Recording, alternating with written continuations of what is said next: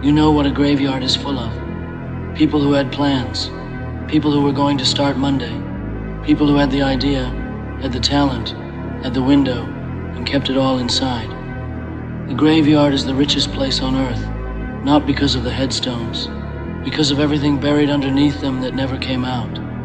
The businesses that never got started, the books that never got written, the levels that never got reached, the phone calls that never got made, all of it sitting underground, rotting, unused, wasted. And the crazy thing is, those people did not plan to waste it. Nobody lies in bed at night and thinks, you know what, I am going to take everything I have and I am going to bring it to my grave. Nobody plans that. It just happens. Slowly. One skip day at a time. One excuse at a time. One tomorrow at a time. Until tomorrow becomes next week, and next week becomes next year, and next year becomes never, and never becomes a gravestone with your name on it, and a whole life underneath it that nobody ever got to see. That is not going to be you. Not after today. Not after this. You want to be the best. You said it. You meant it when you said it. You felt it in your chest. And then the first hard day came, and you found something else to do. And the second hard day came, and you told yourself you needed rest. And the third hard day came, and you started to wonder if you really wanted it as badly as you thought. And by the end of the week, you had a very reasonable, very logical, very well-constructed explanation for why you had not done anything. And you believed it. You believed your own excuse. That is the most dangerous thing a person can do. Not fail, not fall short. Believe their own excuse so completely that it stops feeling like an excuse and starts feeling like a reason. You want to become a champion. You want to reach the top. And now you want to talk about how tired you are, how hard life has been, how the timing is not right. Who cares? Who actually cares? Not your competition, not the market, not the opportunities sitting in front of you right now. None of it cares. You are tired. He was tired. She was tired. The person who is going to take everything you want if you do not move is tired too. The difference is, they are moving anyway. Your life is a book. Right now, today, it is being written. Not the version you tell people about at dinner. The real one. The one written in the hours before anyone else is awake.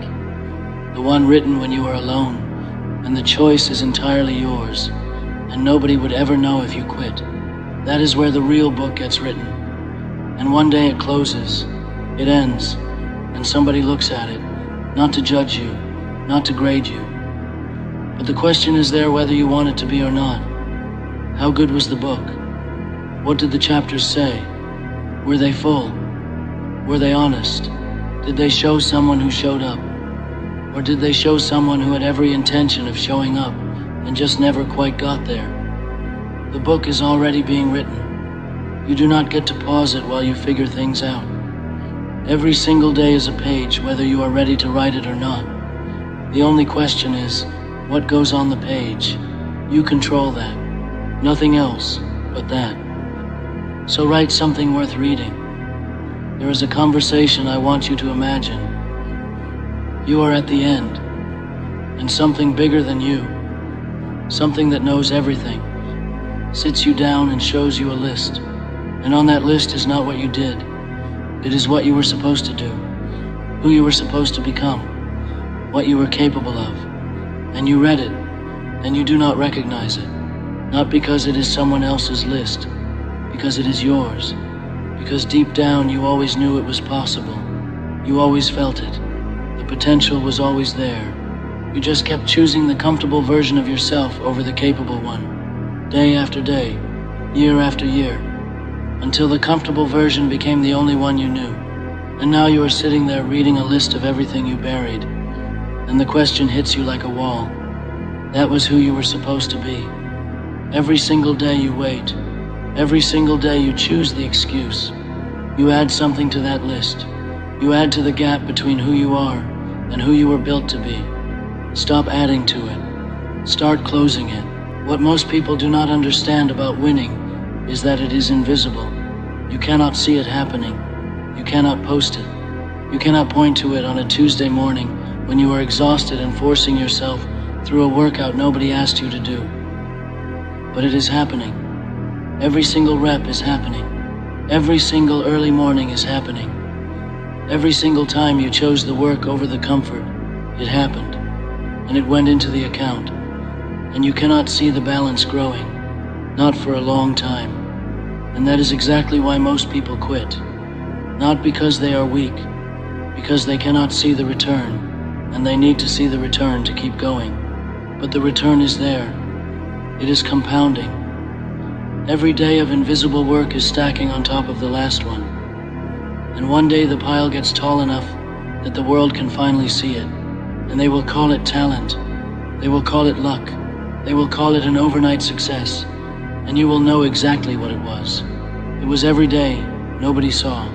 It was every hour nobody clapped for. It was every moment you could have stopped and you did not.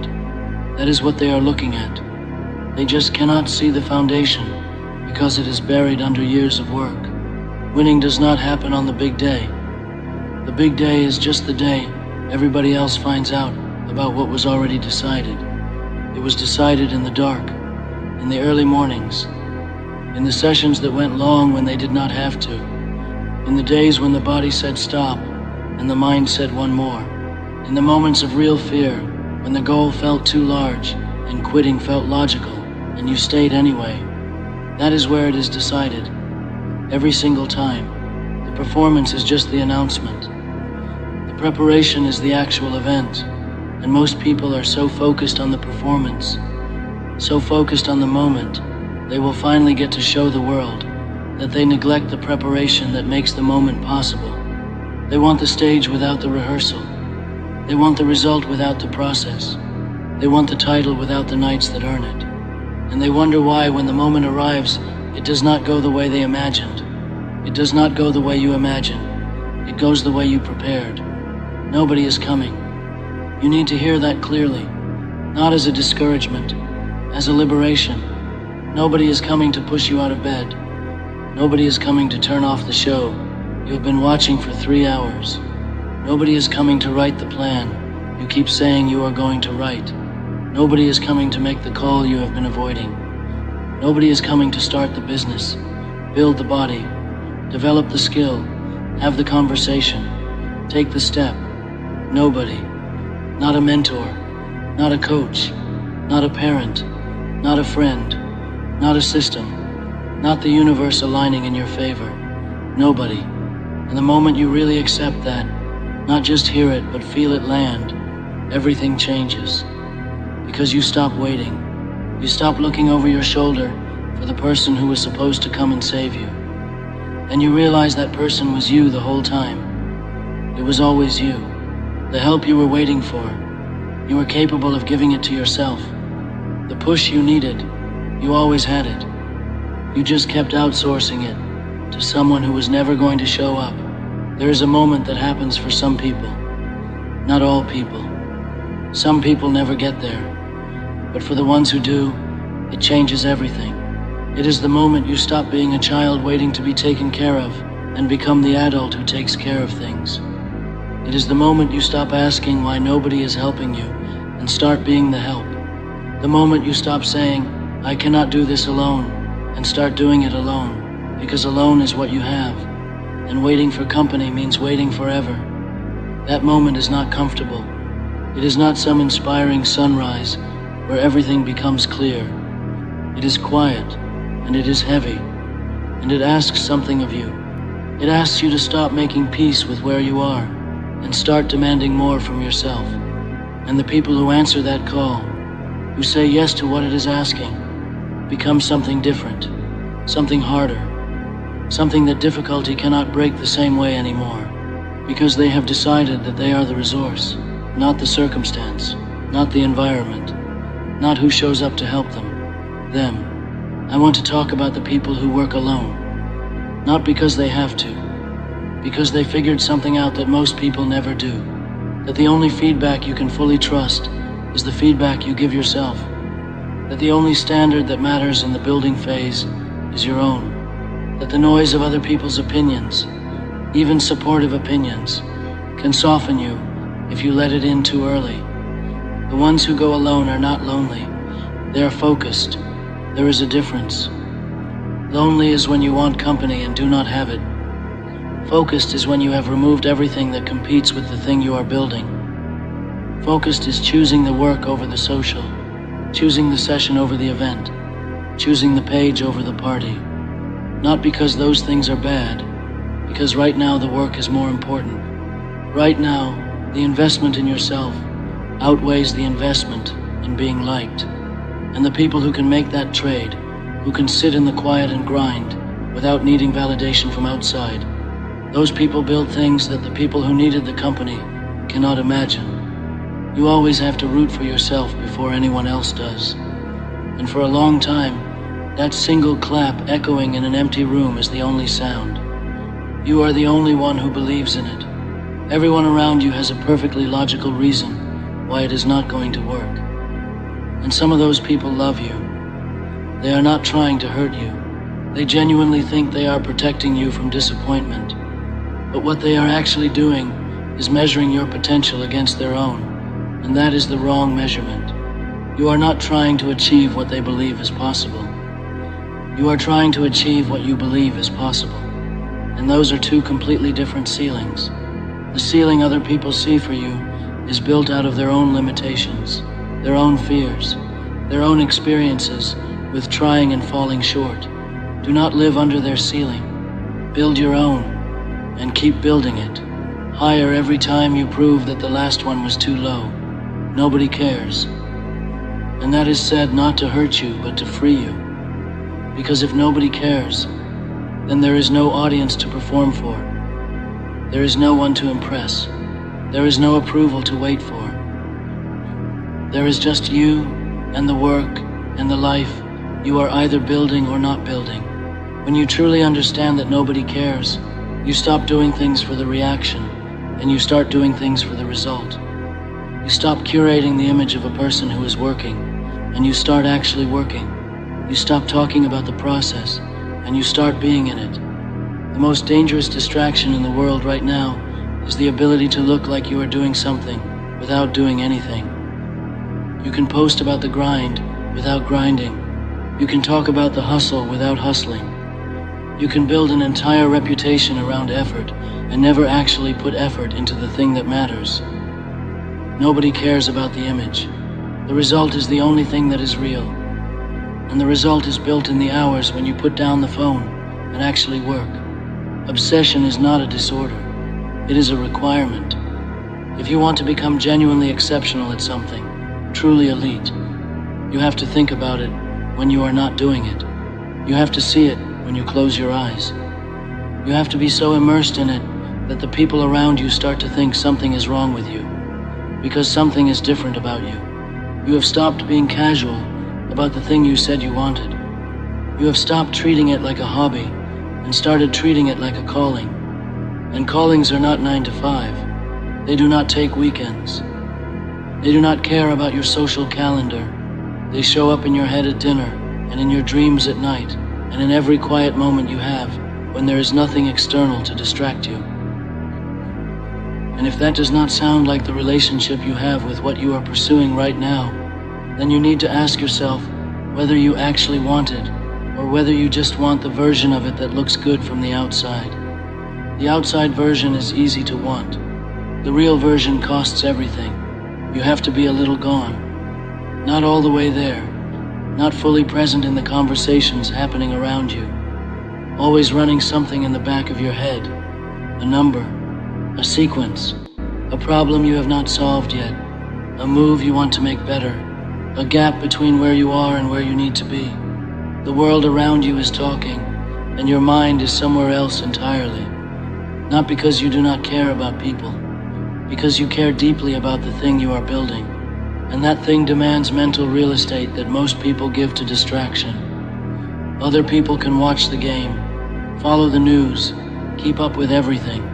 You do not have the bandwidth, not right now, not in this season.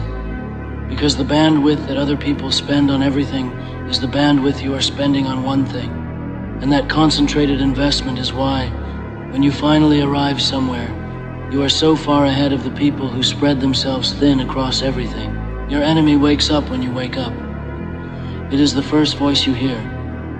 Before the alarm even stops, your own mind is already negotiating with you, telling you 5 more minutes, telling you you worked hard yesterday, telling you the body needs rest, telling you starting tomorrow is just as good. And that voice is not stupid, it is convincing.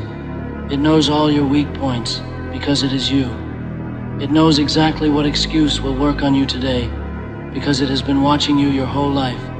It knows when to be gentle and when to be logical and when to appeal to your health and when to appeal to your relationships and when to just make the bed feel so comfortable that movement feels impossible. That is your real opponent, not some external competitor, the version of you that wants to stay exactly where you are. And every day is a fight with that version. Some days you win easily, some days you barely win, some days that version of you wins. But the goal is to win more days than you lose. And over time, winning more days than you lose becomes a completely different life. The grind is not glamorous. That needs to be said out loud, because somewhere along the way, people started making the grind look exciting. They made it look like something you do with great music and perfect lighting, and a coffee in your hand at a beautiful desk. That is not the grind. The grind is ugly. It is repetitive. It is the same motion done again and again and again until you lose count. It is the same skill practiced until your hands know it before your brain does. It is the same problem approached from a different angle for the 100th time because the first 99 did not work. It is boring sometimes, genuinely boring, and that is the test. Not whether you can grind when it is exciting, whether you can grind when it is boring. When there is nothing thrilling about today's session, and no landmark moment happening, and no progress visible to the naked eye, and you just have to trust that doing the thing again today matters, even when it does not feel like it matters, even when you cannot see how it is helping. You do it because it is the day, and it is the work, and that is enough reason. Consistency is the most underrated thing in the world. Not intensity, not talent, not the brilliant move you make once. Consistency, showing up every single day and doing something, even a small something, even an imperfect something, even a tired, barely, there, going through the motions something. Because the person who shows up imperfectly every day for 5 years will lap the person who shows up perfectly twice a month. The slow accumulation of consistent effort is the most powerful force available to an ordinary person. You do not need the genius move. You do not need the perfect strategy. You need to decide that you are the kind of person who does this every day, and then be that person every day, even Saturday, even when you are sick, even when nothing is working, even when you cannot see the point. You are building identity as much as you are building skill. Every day you show up, you are proving to yourself who you are. And over time, that proof becomes the foundation of everything. There is a version of you that is comfortable right now, and there is a version of you that is possible. And those two versions are at war every single day. The comfortable version has a list of reasons, very good reasons, reasonable reasons, reasons that would make sense to anyone you explained them to. The possible version does not deal in reasons, it deals in decisions. It does not explain why today was hard. It just asks, what did you do today? Not what did you feel, not what did you intend, what did you do? Those are the only numbers that matter, not your intentions, your actions, not your plans, your output, not who you are going to be, who you were today, because today is the only day that is real. Tomorrow does not exist yet. Yesterday is already fixed. Today is the only canvas you have, and you can either paint something on it or leave it blank, but you cannot get it back once it is gone. Failure is not something to survive. It is something to use. The people who treat failure like a wound, something to recover from and put behind them as fast as possible, they waste it. They miss the entire point of it. Failure is data. It is the most honest feedback you will ever receive, because it does not care about your feelings. It does not soften the message to protect your ego. It just shows you exactly where the gap is between what you are doing and what the thing requires. And if you can read it without collapsing, if you can sit with it and actually look at what it is telling you, it is the most valuable thing that will ever happen to you. Every single person who is exceptional at something has a long relationship with failure. Not a comfortable one, a productive one. They learned from it. They adjusted because of it. They came back with something different because it showed them what did not work. Failure is not the opposite of success. Failure is what success is made of. The regret of never trying is heavier than the pain of failing. Always. Because when you fail, you know. You know exactly what happened and why and what you could do differently. You have information. You have experience. You have a foundation, even if it is a cracked one. But when you never try, you have nothing. Just the imagination of what might have been. And the imagination is ruthless. It does not give you a realistic version of how it probably would have gone. It gives you the perfect version. The version where you tried and it worked exactly the way you wanted. And you carry that perfect imagined version for the rest of your life, knowing you never found out. That not knowing, that carrying the question, is a weight that does not get lighter. It gets heavier every year. Every year you are further from the window and you know it, and the question is still there. Did I have it in me? Was it possible? Could I have made it? You will never know. And you will know you will never know. And that is the thing that breaks people at the end. Not what they tried and lost. What they never tried at all.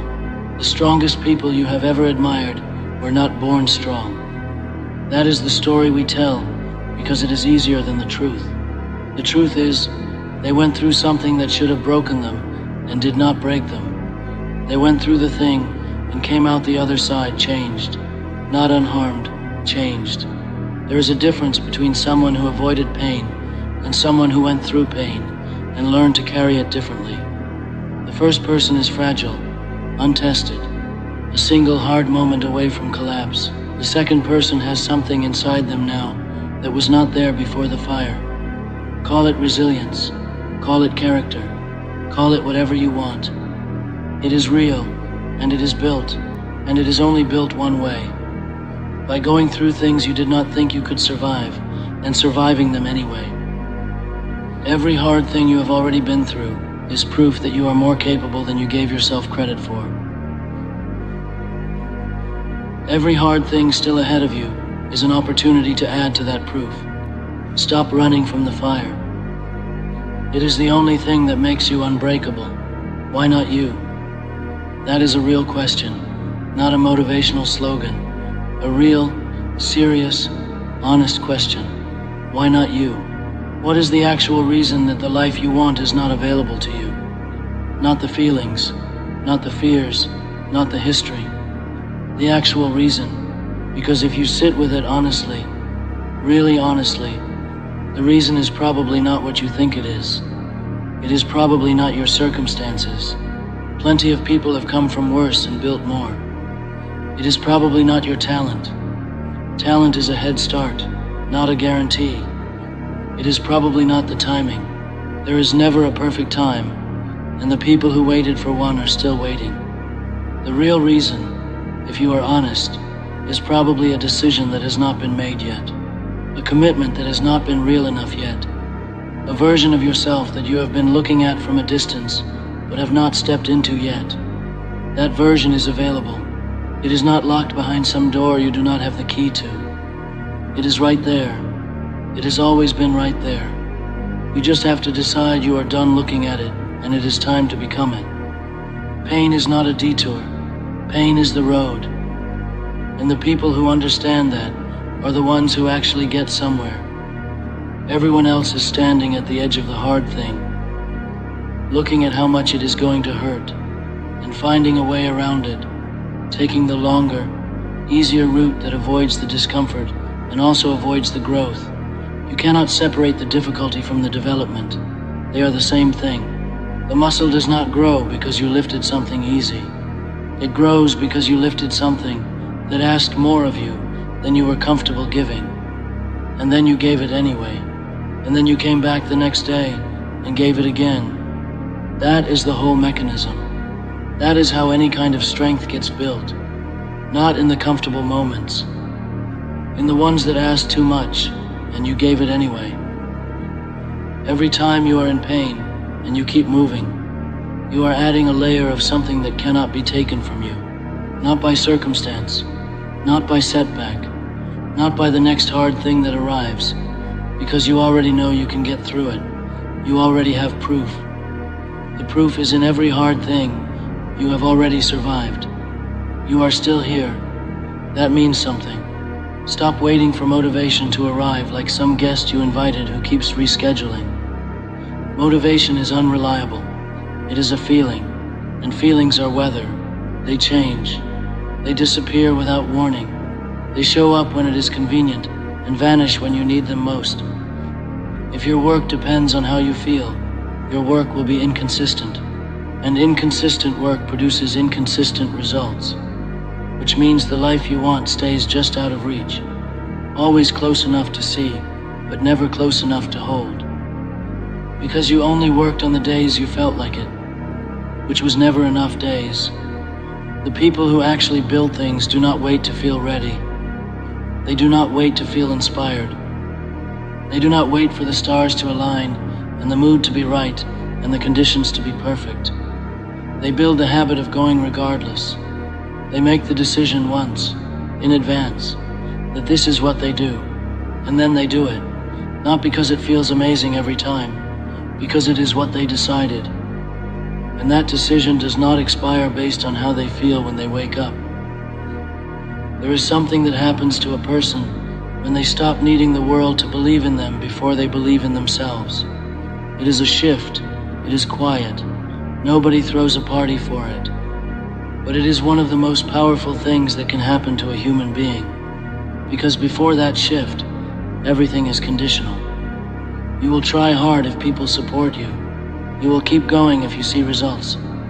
You will believe in the thing if enough people around you agree it is worth believing in.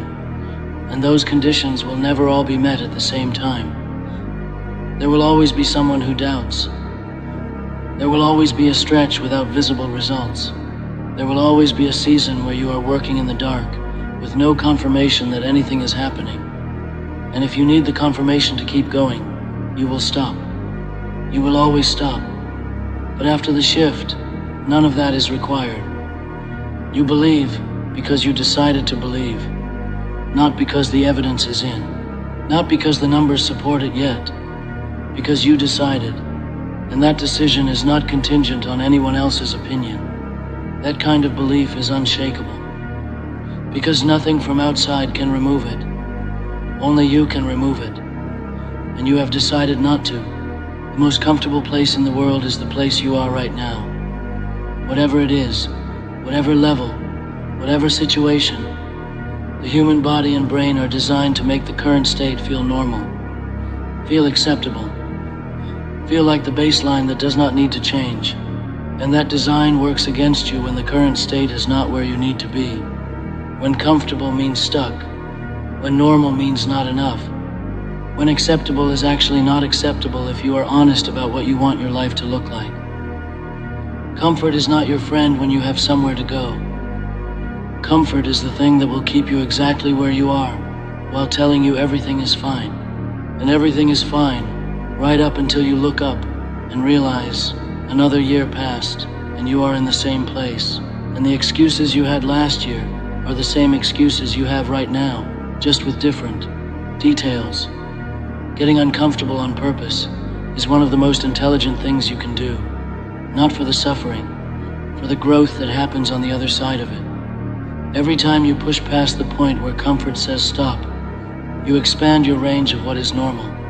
And then the new normal is further along than the old one, and you do it again, and again, and over time. The version of you that was once the outer edge of possible is now just Tuesday. Here is what separates the people who get there from the people who stay close. The people who get there make the decision before it is easy to make it. They commit before they feel ready. They start before the timing is perfect. They go before the doubt is gone, because they understand that the doubt is not going to go before the action. The action has to go before the doubt goes. You do not think your way into courage. You act your way into it. You take the step while your legs are shaking, and the confidence comes from the other side, not before, never before. Waiting to feel confident before you start is the same as waiting for the harvest before you plant the seed. It is backwards. The seed goes in first. The uncomfortable, uncertain, nobody guaranteed, this is going to work seed goes in first, and then the water, and then the patience. And then one day something comes up. But it never comes up if you never plant it, because you were waiting to feel sure about the outcome before you committed to the process. Commit to the process. The outcome takes care of itself if you commit hard enough and long enough.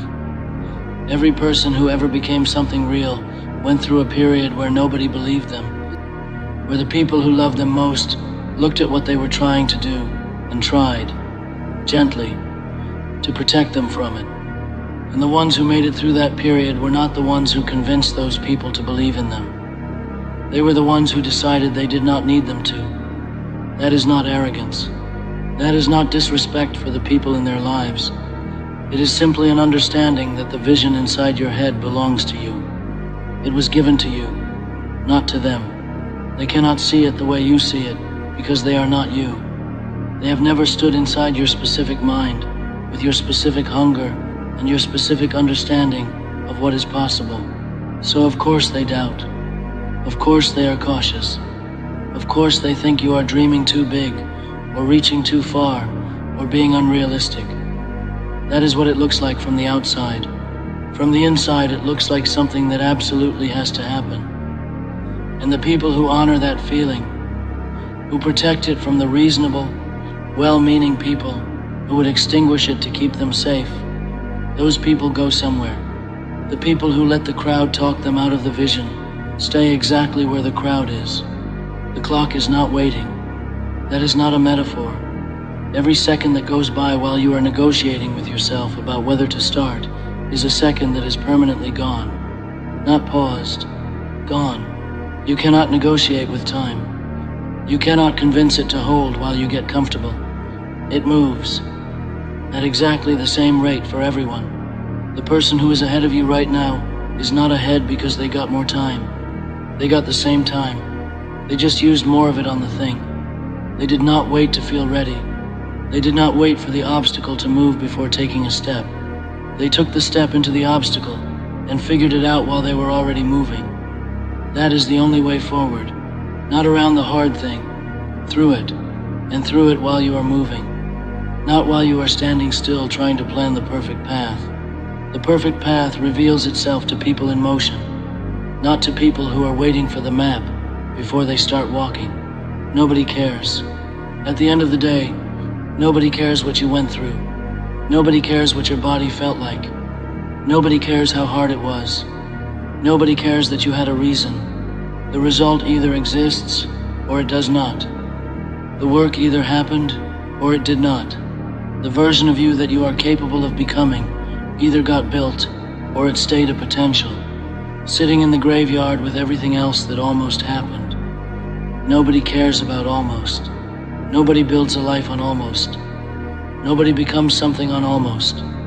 You have everything you need right now, not tomorrow, not after the next thing falls into place. Right now. The only thing standing between you and the life you actually want is the decision to stop treating effort like something you give, when the conditions are right, and start treating it like something you give, because that is who you are. Who you are does not change based on the weather. Who you are does not negotiate with the alarm clock. Who you are shows up every single day. Regardless, nobody cares. So stop waiting for them to, and go build something they cannot ignore. Every single day, you have a choice. And it is not a complicated choice. It is actually very simple.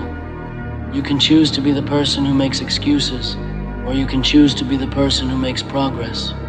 You can choose to be the version of yourself that tells a story about why it did not happen.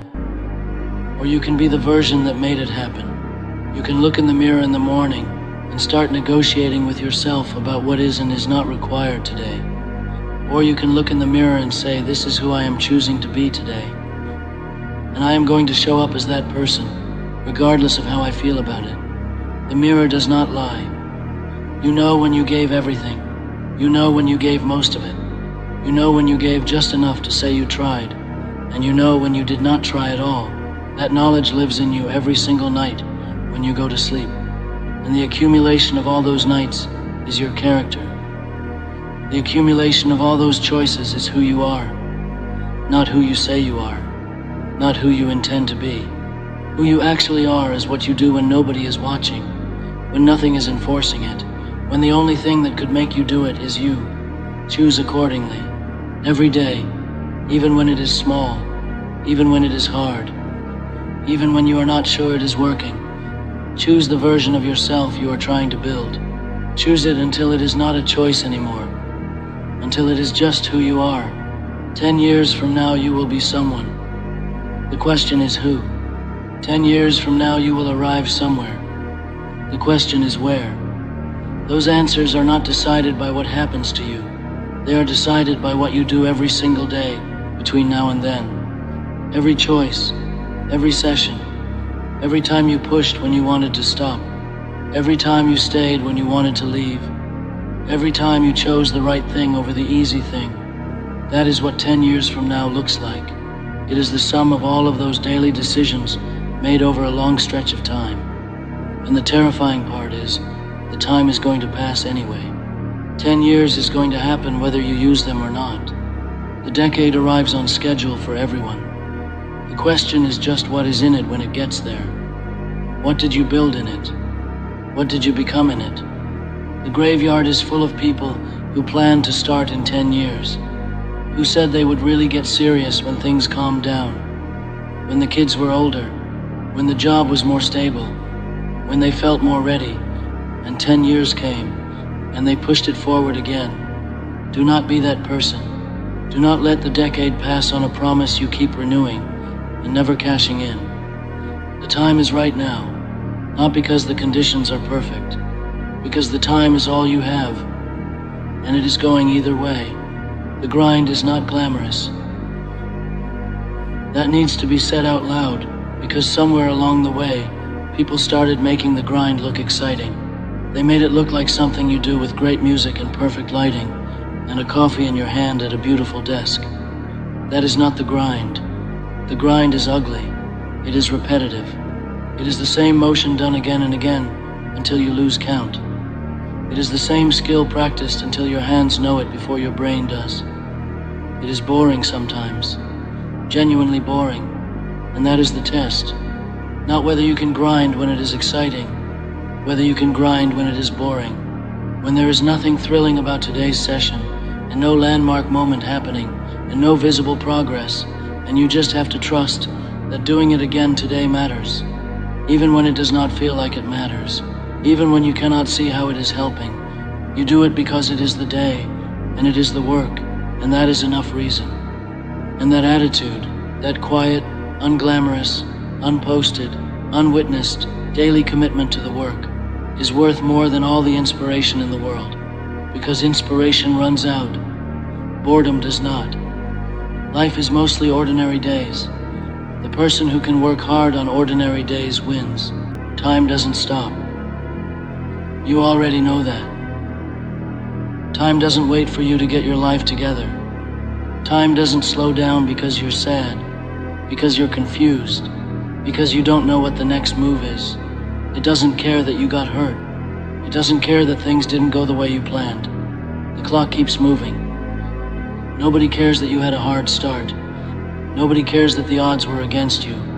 Nobody cares that people doubted you, or that the environment you came from wasn't built for people like you to win. You know why nobody cares? Because every person who ever made something of themselves came from something hard. Every single one. The guy you look up to, the one whose life looks perfect from the outside, he's got a story too. He's got pain too.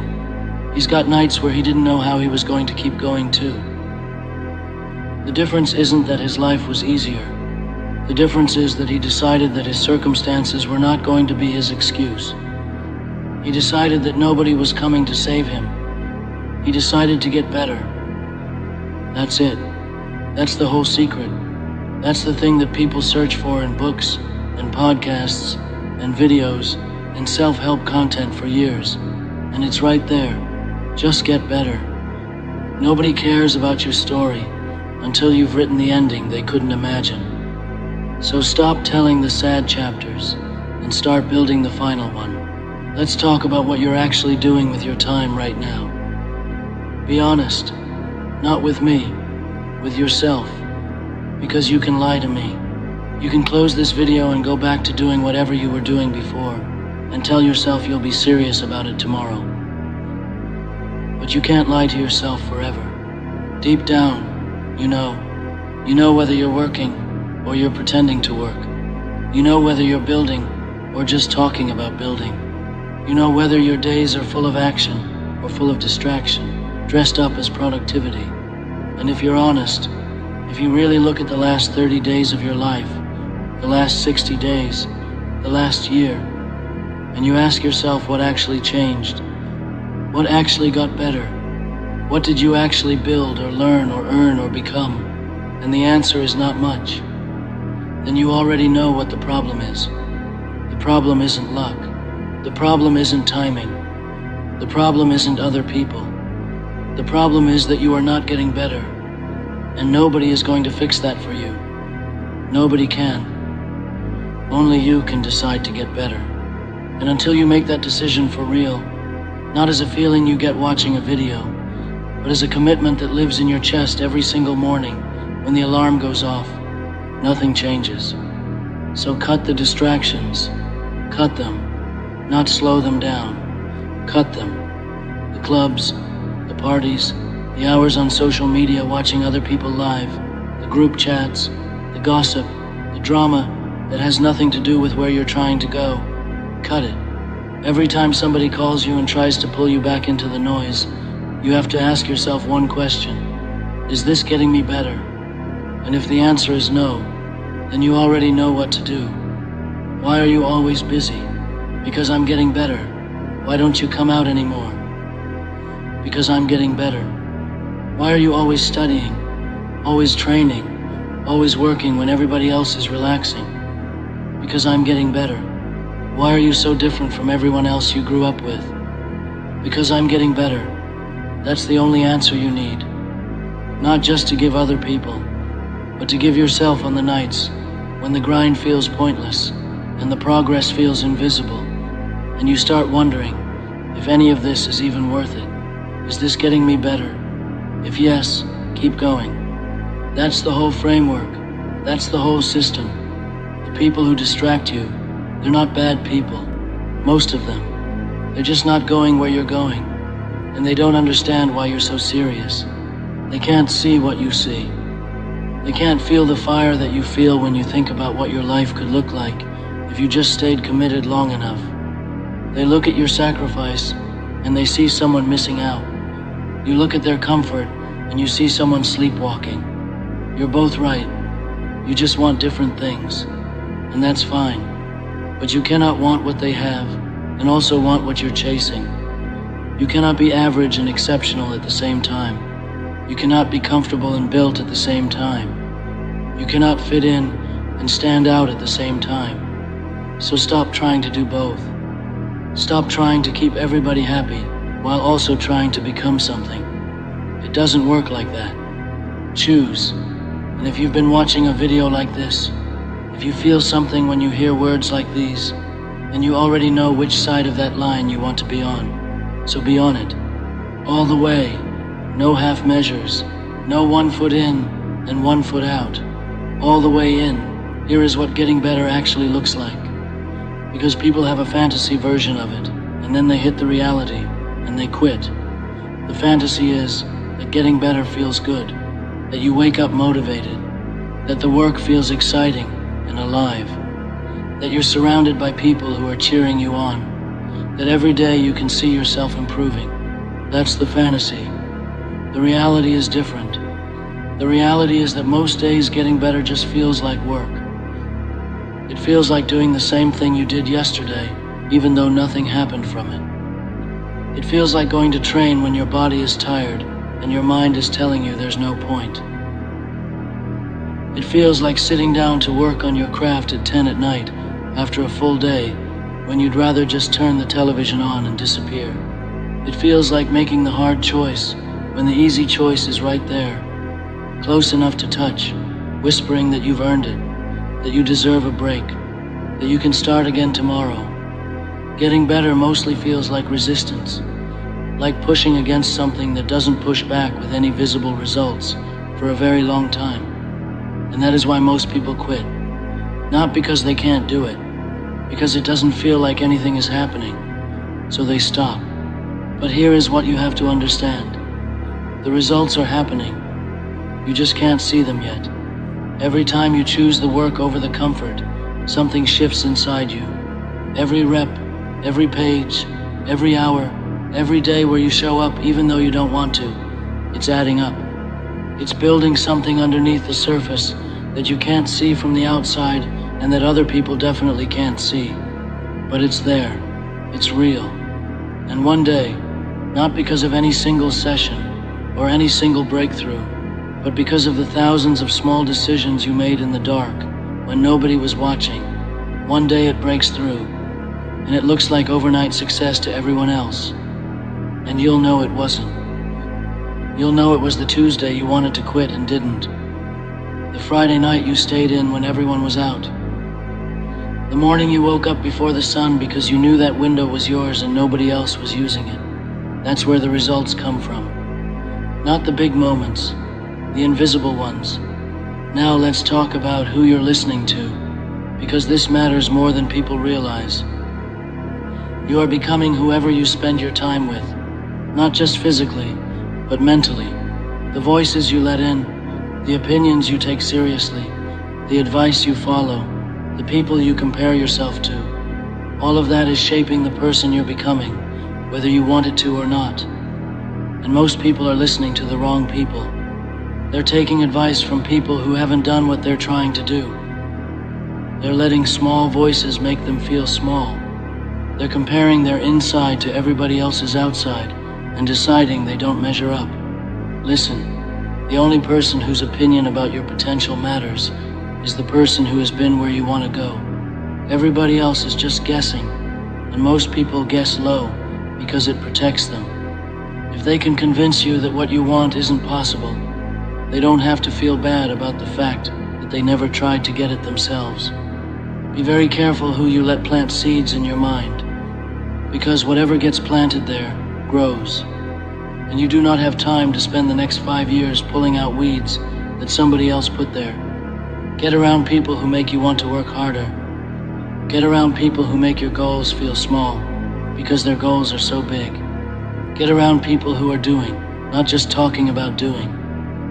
And if you can't physically get around those people yet, get around them through books, through interviews, through studying how they think and what they did when they were at the stage you're at right now. You are allowed to build your inner circle in your mind before you build it in real life. But you have to be deliberate about it, because the alternative is just absorbing whoever happens to be around, whoever's loudest, whoever's most comfortable to be around.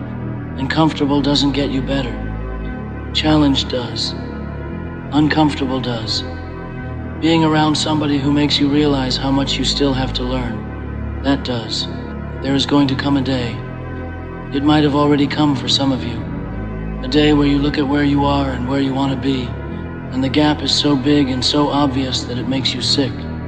Not a good sick, not a motivating sick, a real sick. A shame and anger and frustration all mixed together kind of sick, where you see someone else doing the thing you always said you were going to do, and they're doing it, and it's working for them, and you realize that you've been saying you were going to do it for 2 years, 3 years, and you still haven't started, or you started and stopped, or you started and slowed down. That feeling, that sick feeling, is actually one of the most important moments of your life. Because in that moment, you have a choice. You can take that feeling and swallow it and turn it into bitterness, into resentment, into a story about why they got lucky and you didn't. Or you can take that feeling and turn it into fuel. You can let it light something in you that doesn't go out. The people who win are not people who never felt that sickness. They're the people who felt it and chose fuel instead of bitterness. Every single time. And the feeling comes back. That's the part nobody tells you. You think it comes once and then you deal with it and you're on the other side. No, it comes back. Every time you plateau, every time someone passes you, every time you have a bad week and fall behind on where you thought you'd be, it comes back.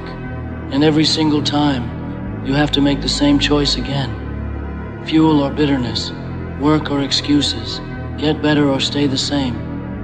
The people who have made it to a level you admire, they've made that choice hundreds of times, maybe thousands, and they'll keep making it. Because the game doesn't end. The only thing that changes is the level. The choice stays the same. Stop waiting for someone to clap for you. I mean this. Stop waiting for the validation. Stop waiting for someone to notice. Stop waiting for the likes, the comments, the recognition, the pat on the back that tells you you're on the right track. Because here is the hard truth. When you're in the middle of building something real, when you're in the part that matters, the ugly part, the grind part, the nobody sees it part, almost nobody is going to clap for you. Your friends might not get it. Your family might think you're being unrealistic. The people around you might see your sacrifice and think you're being weird or obsessive or that you're missing the point of life. And in that silence, in that absence of applause, you have to be your own crowd. You have to be the one person in the room who is absolutely certain that what you're doing is right, even when nothing around you confirms it. You have to give yourself the signal that you're on the right path. Because if you wait for the world to give it to you, you will wait forever. The world only starts clapping when you've already arrived. But the decision to keep going has to be made long before you arrive. Usually alone. Usually in the quiet. Usually when everything in you wants to stop. The exceptional path is a lonely path. That is not a warning. That is a description. When you choose to go further than average, you leave average behind. And average is where most of the people you know are living. And so for a while, you are going to feel like you don't belong anywhere. Too serious for your old crowd. Not successful enough yet for the crowd you want to be in. In between. That in-between space is the most dangerous place in the whole journey. Because in that space, doubt lives. Doubt sounds like, maybe I'm not cut out for this. Maybe I should go back. Maybe it's not worth it. And if you listen to that doubt, if you bend to it, you go back, and you never find out how far you actually could have gone. And that will bother you for the rest of your life. So don't go back.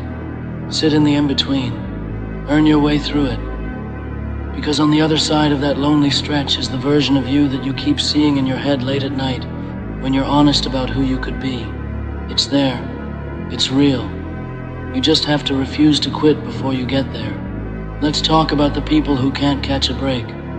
The ones who always have a reason. Life's been unfair to me. Nobody helped me. The system was against me. You don't understand what I've been through. You want to know something? I don't want to hear it.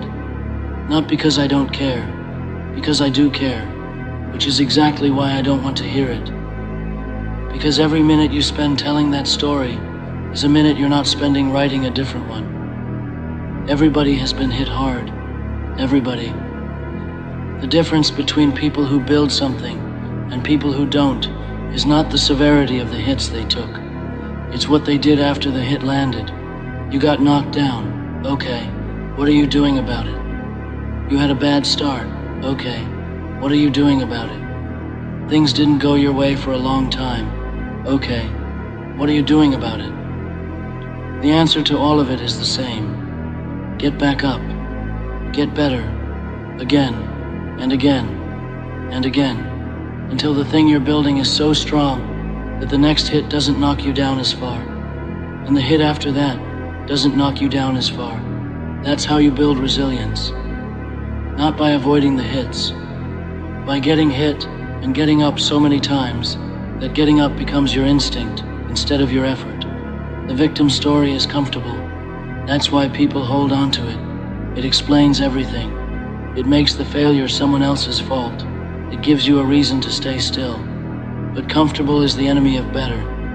You cannot be comfortable and be getting better at the same time. Comfort is the thing you feel when you've stopped growing.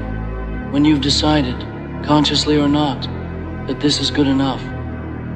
And for some people, some places in life, good enough is fine. But you are not watching a video like this because you think good enough is fine. So stop using the comfortable story. Start using the true story. And the true story is not that life beat you. The true story is that life is hard, has always been hard, will always be hard. And the question is not whether you face difficulty. The question is whether difficulty makes you better or makes you bitter. Choose better every time. Discipline is the whole thing. People talk about motivation like it's some kind of magical force that shows up when you need it and carries you through. Motivation is a feeling. Feelings come and go. You cannot build a life on a feeling that comes and goes. You have to build a life on a decision, and that decision is called discipline. Discipline is not a personality type. Discipline is not something you have or don't have. Discipline is a skill. It's a practice.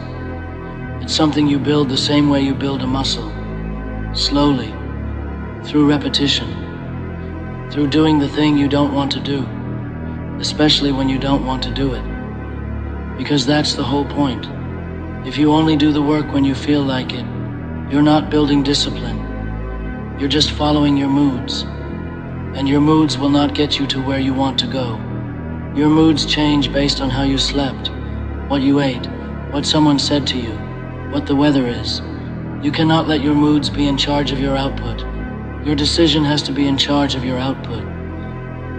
Discipline is doing what you hate to do, but doing it like you love it. Doing the thing anyway.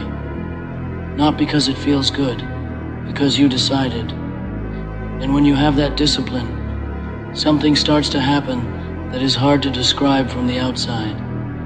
You start to trust yourself. Real trust. Not the kind of confidence that comes from talking yourself up or telling yourself affirmations in the mirror. The kind that comes from proof.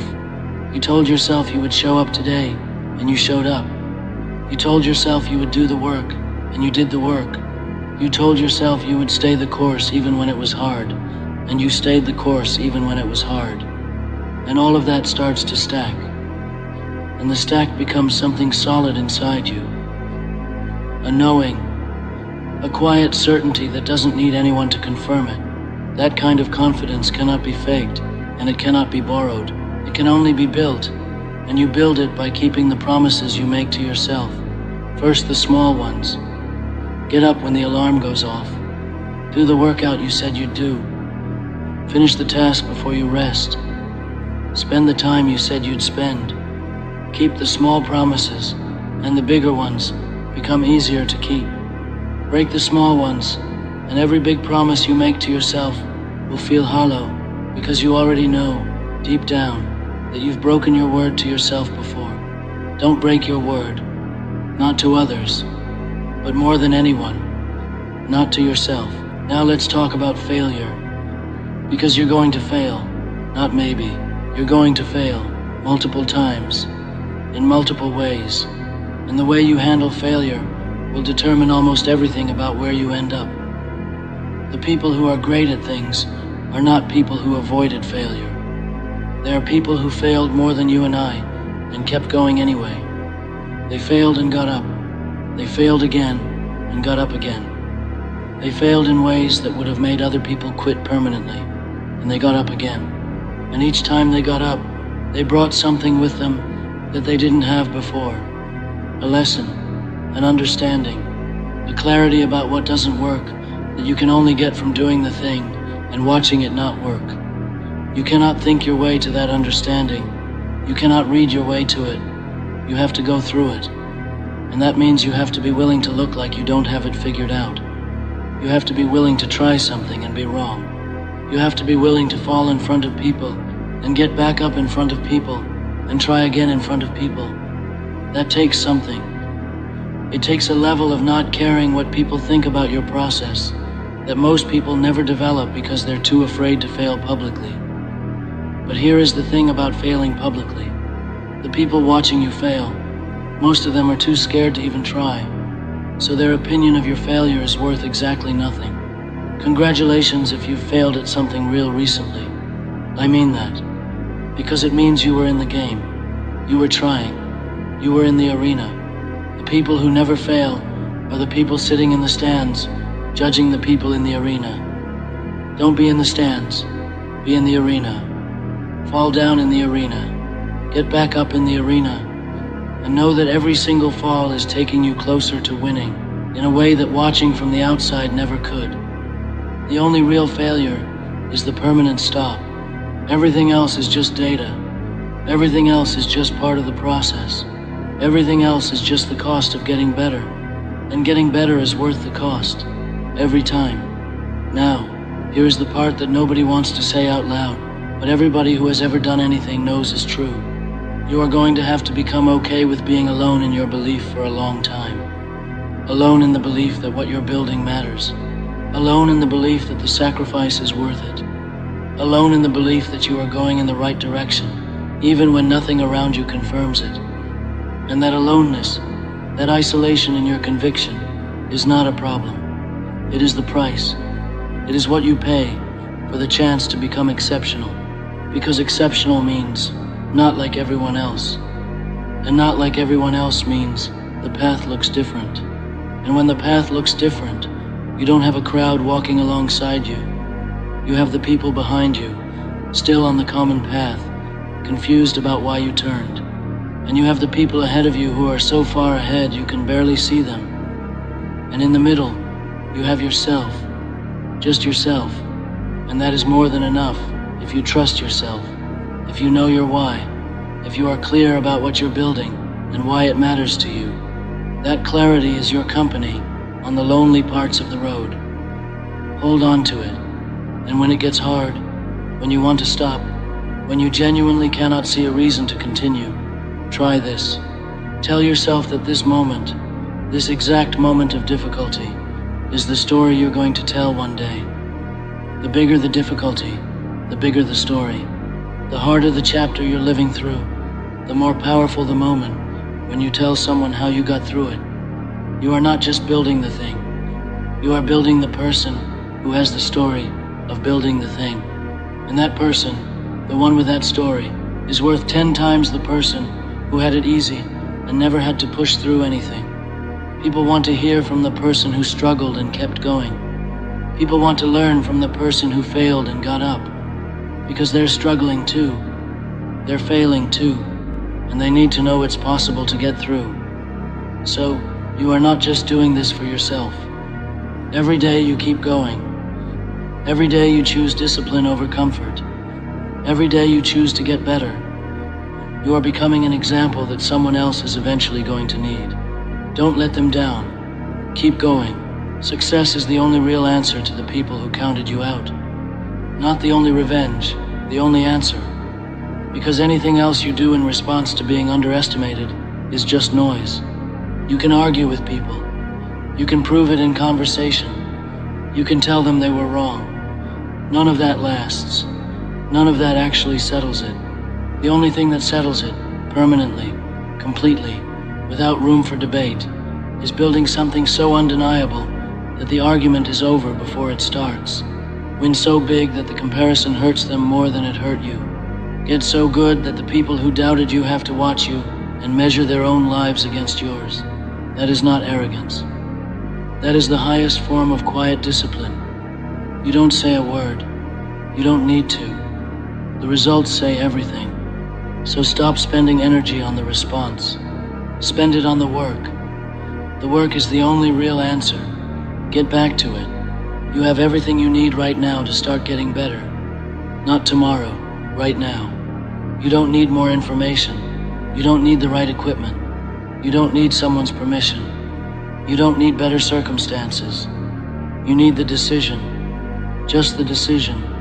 Everything else, the tools, the resources, the connections, the opportunities, those come after the decision. Those come to the person who has already committed, who is already moving, who has already decided that this is happening regardless of what gets in the way. The resources follow the decision. The right doors open after you've already started walking toward them. But first you have to decide, and then you have to act on that decision when it's not convenient, when you're tired, when you're scared, when you don't know if it's working, when people are looking at you like you've lost your mind. You act on it then, especially then, because that's when it counts. That's when the decision gets real. That's when you find out if you actually meant it. You are better than you have been acting. Read that again. You are better than you have been acting. The gap between who you are and who you're capable of being is not a life sentence. It's a challenge. It's an invitation. The potential you have is real. It's been real your whole life. It's been there underneath everything, waiting for you to stop making excuses long enough to access it. You've seen glimpses of it. The moments when you were fully locked in. The moments when you forgot to doubt yourself because you were too focused on the thing in front of you. The moments when you did something that surprised even you. That was not a fluke.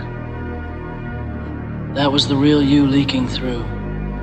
That was what you are capable of when you actually show up. Imagine showing up like that every day. Not perfectly, not without bad days, but consistently, with intent, with discipline, with the understanding that you are building something and that every single day you show up as another brick in the wall. Imagine who you become after a year of that. 5 years, 10. The math is not complicated. Show up every day, do the work, get a little better, over and over, for long enough. It compounds. It always compounds. And the person on the other end of that process is someone that the current you would barely recognize. That person is who you're building toward. That person is worth every hard morning, every uncomfortable choice, every night you chose the work over the rest. That person is worth it. Go get better. Let's talk about what happens in your mind in the 1 second before you quit. Because that second is where everything is decided. You're in the middle of something hard. Your body is tired. Your mind is making a case for stopping. And in that 1 second, everything is on the table. The whole version of your life, where you kept going, is sitting right next to the version where you stopped. Both of them are available to you in that 1 second. And the part of your brain that wants to quit is loud.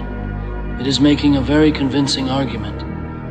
It is telling you that you've done enough for today, that you deserve to rest, that tomorrow is soon enough, that the pain you're feeling right now is a signal to stop, not a signal to push through. And here is the thing, that part of your brain is not lying to you. It genuinely believes it is protecting you.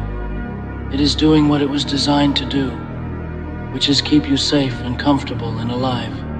The problem is that the brain that was designed to keep you safe and comfortable was not designed for the life you're trying to build. Because the life you're trying to build requires you to walk through discomfort, not away from it. It requires you to stay in the fire long enough to come out the other side changed. And so in that 1 second, you have to override the part of you that wants to stop. Not forever, just right now, just this one time, and then again the next time, and the next time after that, until the override becomes the default, until staying in the hard thing becomes who you are instead of what you have to fight to do. Most people in this world are trying to stay comfortable. That is the primary pursuit for the majority of people. Stay comfortable, avoid pain, minimize risk, keep things stable. And there is nothing wrong with that as a way to live if that is what you want. But if you are watching this, that is not what you want. You want something else. You want to be exceptional. You want to build something real. You want to look back at your life and know that you did not leave anything on the field. And those two things, Comfort and exceptional do not live in the same place. You have to go to uncomfortable to find exceptional. You have to walk into the thing that scares you to develop the muscle for doing things that scare you. You have to choose the hard path so many times that hard starts to feel like home. Because here is what nobody tells you. Once you get used to hard, everything else feels manageable. Once you have pushed through the thing you were sure was going to break you, nothing feels as unbeatable as it did before. You have proof. You have been tested and you passed. Not because it wasn't hard, because you chose to be harder than the hard thing in front of you. That is what you're building when you get better every day. You're not just building skill. You're not just building knowledge. You're building a version of yourself that can handle what's coming. And what's coming, whatever it is, whatever the next level of your life looks like, is going to require a bigger version of you than the one that exists right now. Get that version ready. Get better. There is a trap that a lot of people fall into when they start getting serious about building something. It's the trap of waiting to feel ready. I'll start when I feel ready. I'll commit when I feel like I know enough. I'll go all in when I have a little more confidence in myself. And the problem with that thinking is that ready is not a feeling you get before you start. Ready is a feeling you build by starting. You are never going to feel fully ready for the next level of your life, because the next level is bigger than the current version of you. If you felt fully ready, it wouldn't be the next level. It would just be more of the same. The discomfort you feel when you're about to do something bigger than you've done before, that's not a warning sign. That is the sign that you're going in the right direction. That is the feeling of growth. That is what it feels like to become someone you haven't been yet. So stop waiting for the feeling of ready. Take the action. Do the thing afraid. Figure it out as you go. Fail at it. Adjust. Try again. That is not recklessness. That is the actual process. That is how every person who has ever built anything worth having got there. Not by waiting until they were ready. By starting before they were and becoming ready through the doing. Stop broadcasting the plan. Stop performing the identity of someone who has their life together before you've actually put your life together. Get off the comment sections. Get out of the group chats about what everyone is going to do someday. Get off the content about getting your life together. And actually get your life together. Because there is a version of you that consumes all the right content, says all the right things, has all the right plans, and never actually builds anything. That person feels like they're working because they're busy. But busy is not the same as building. You know the difference when you're honest. You know when you're doing the thing and when you're talking about the thing. Do the thing. Cut the noise. Get back to the work. Get better. Every day. That's it. That's the whole message. That's the only thing that matters. Nobody is coming to save you. Nobody is waiting to give you your shot. Nobody is going to care about your potential until you turn it into something real. So stop waiting for someone to care. Nobody cares about your story, man. Nobody cares where you came from or what you've been through. You think people sitting around waiting to hear about your struggle? You think the world stops because you had it rough. The sun coming up tomorrow, whether you got a sad story or not. Life keeps moving, and it don't care about your past. Your story don't pay bills. Your story don't build nothing. Your story just words, and the world runs on action today. I see people every day talking about where they came from, talking about how hard they had it, talking about all the things that happened to them like that supposed to mean something. Like that, supposed to excuse where they at right now. You had a tough childhood? Okay. You grew up poor? Okay. You didn't have parents around? Okay. And what now? What you doing with that information? You just gonna carry it around like a badge? You gonna tell that story for the rest of your life, or you gonna write a new chapter? See, most people, they get stuck in their story. They living in chapter 3 when they should be writing chapter 20. They telling everybody about what happened 10 years ago, instead of building what happens tomorrow. Your story already happened. It's done. It's finished. You can't change it and you can't go back to it. The only thing you got control over is right now. This moment. What you doing right now? What you building right now? What you becoming right now? You want people to care about something? Give them something to care about. Show them results. Show them progress. Show them somebody who took all that pain and turned it into power. Show them somebody who had nothing and built something. That's what people care about. Not your excuses, not your reasons, not your explanation for why you ain't where you're supposed to be. They care about what you did despite everything. They care about the comeback, not the setback. I talk to people all the time and they start every conversation with their story. Hi, my name is this, and let me tell you why I'm not successful yet. Let me tell you about my trauma. Let me tell you about my circumstances. And I'm sitting there like, okay, but what are you doing today? What did you do this morning? Did you wake up early? Did you work on your skills? Did you study? Did you train? Did you build? Or did you just wake up and start telling your story again? There's this thing people do where they think their story gives them permission to stay stuck. Like because you had it hard, you're supposed to keep having it hard. Like because you started at the bottom, you're supposed to stay at the bottom. That's not how it works. Your story is supposed to be fuel. Your story's supposed to be the reason you go harder than everybody else. You came from nothing? That should make you hungry, not hopeless. You faced obstacles? That should make you tougher, not weaker. You got knocked down? That should teach you how to get back up, not how to stay down. Winners don't talk about their story until after they win. You know why? Because they too busy writing the ending. They too busy working. They too busy grinding when everybody else sleeping. They too busy learning and improving and pushing themselves to the limit.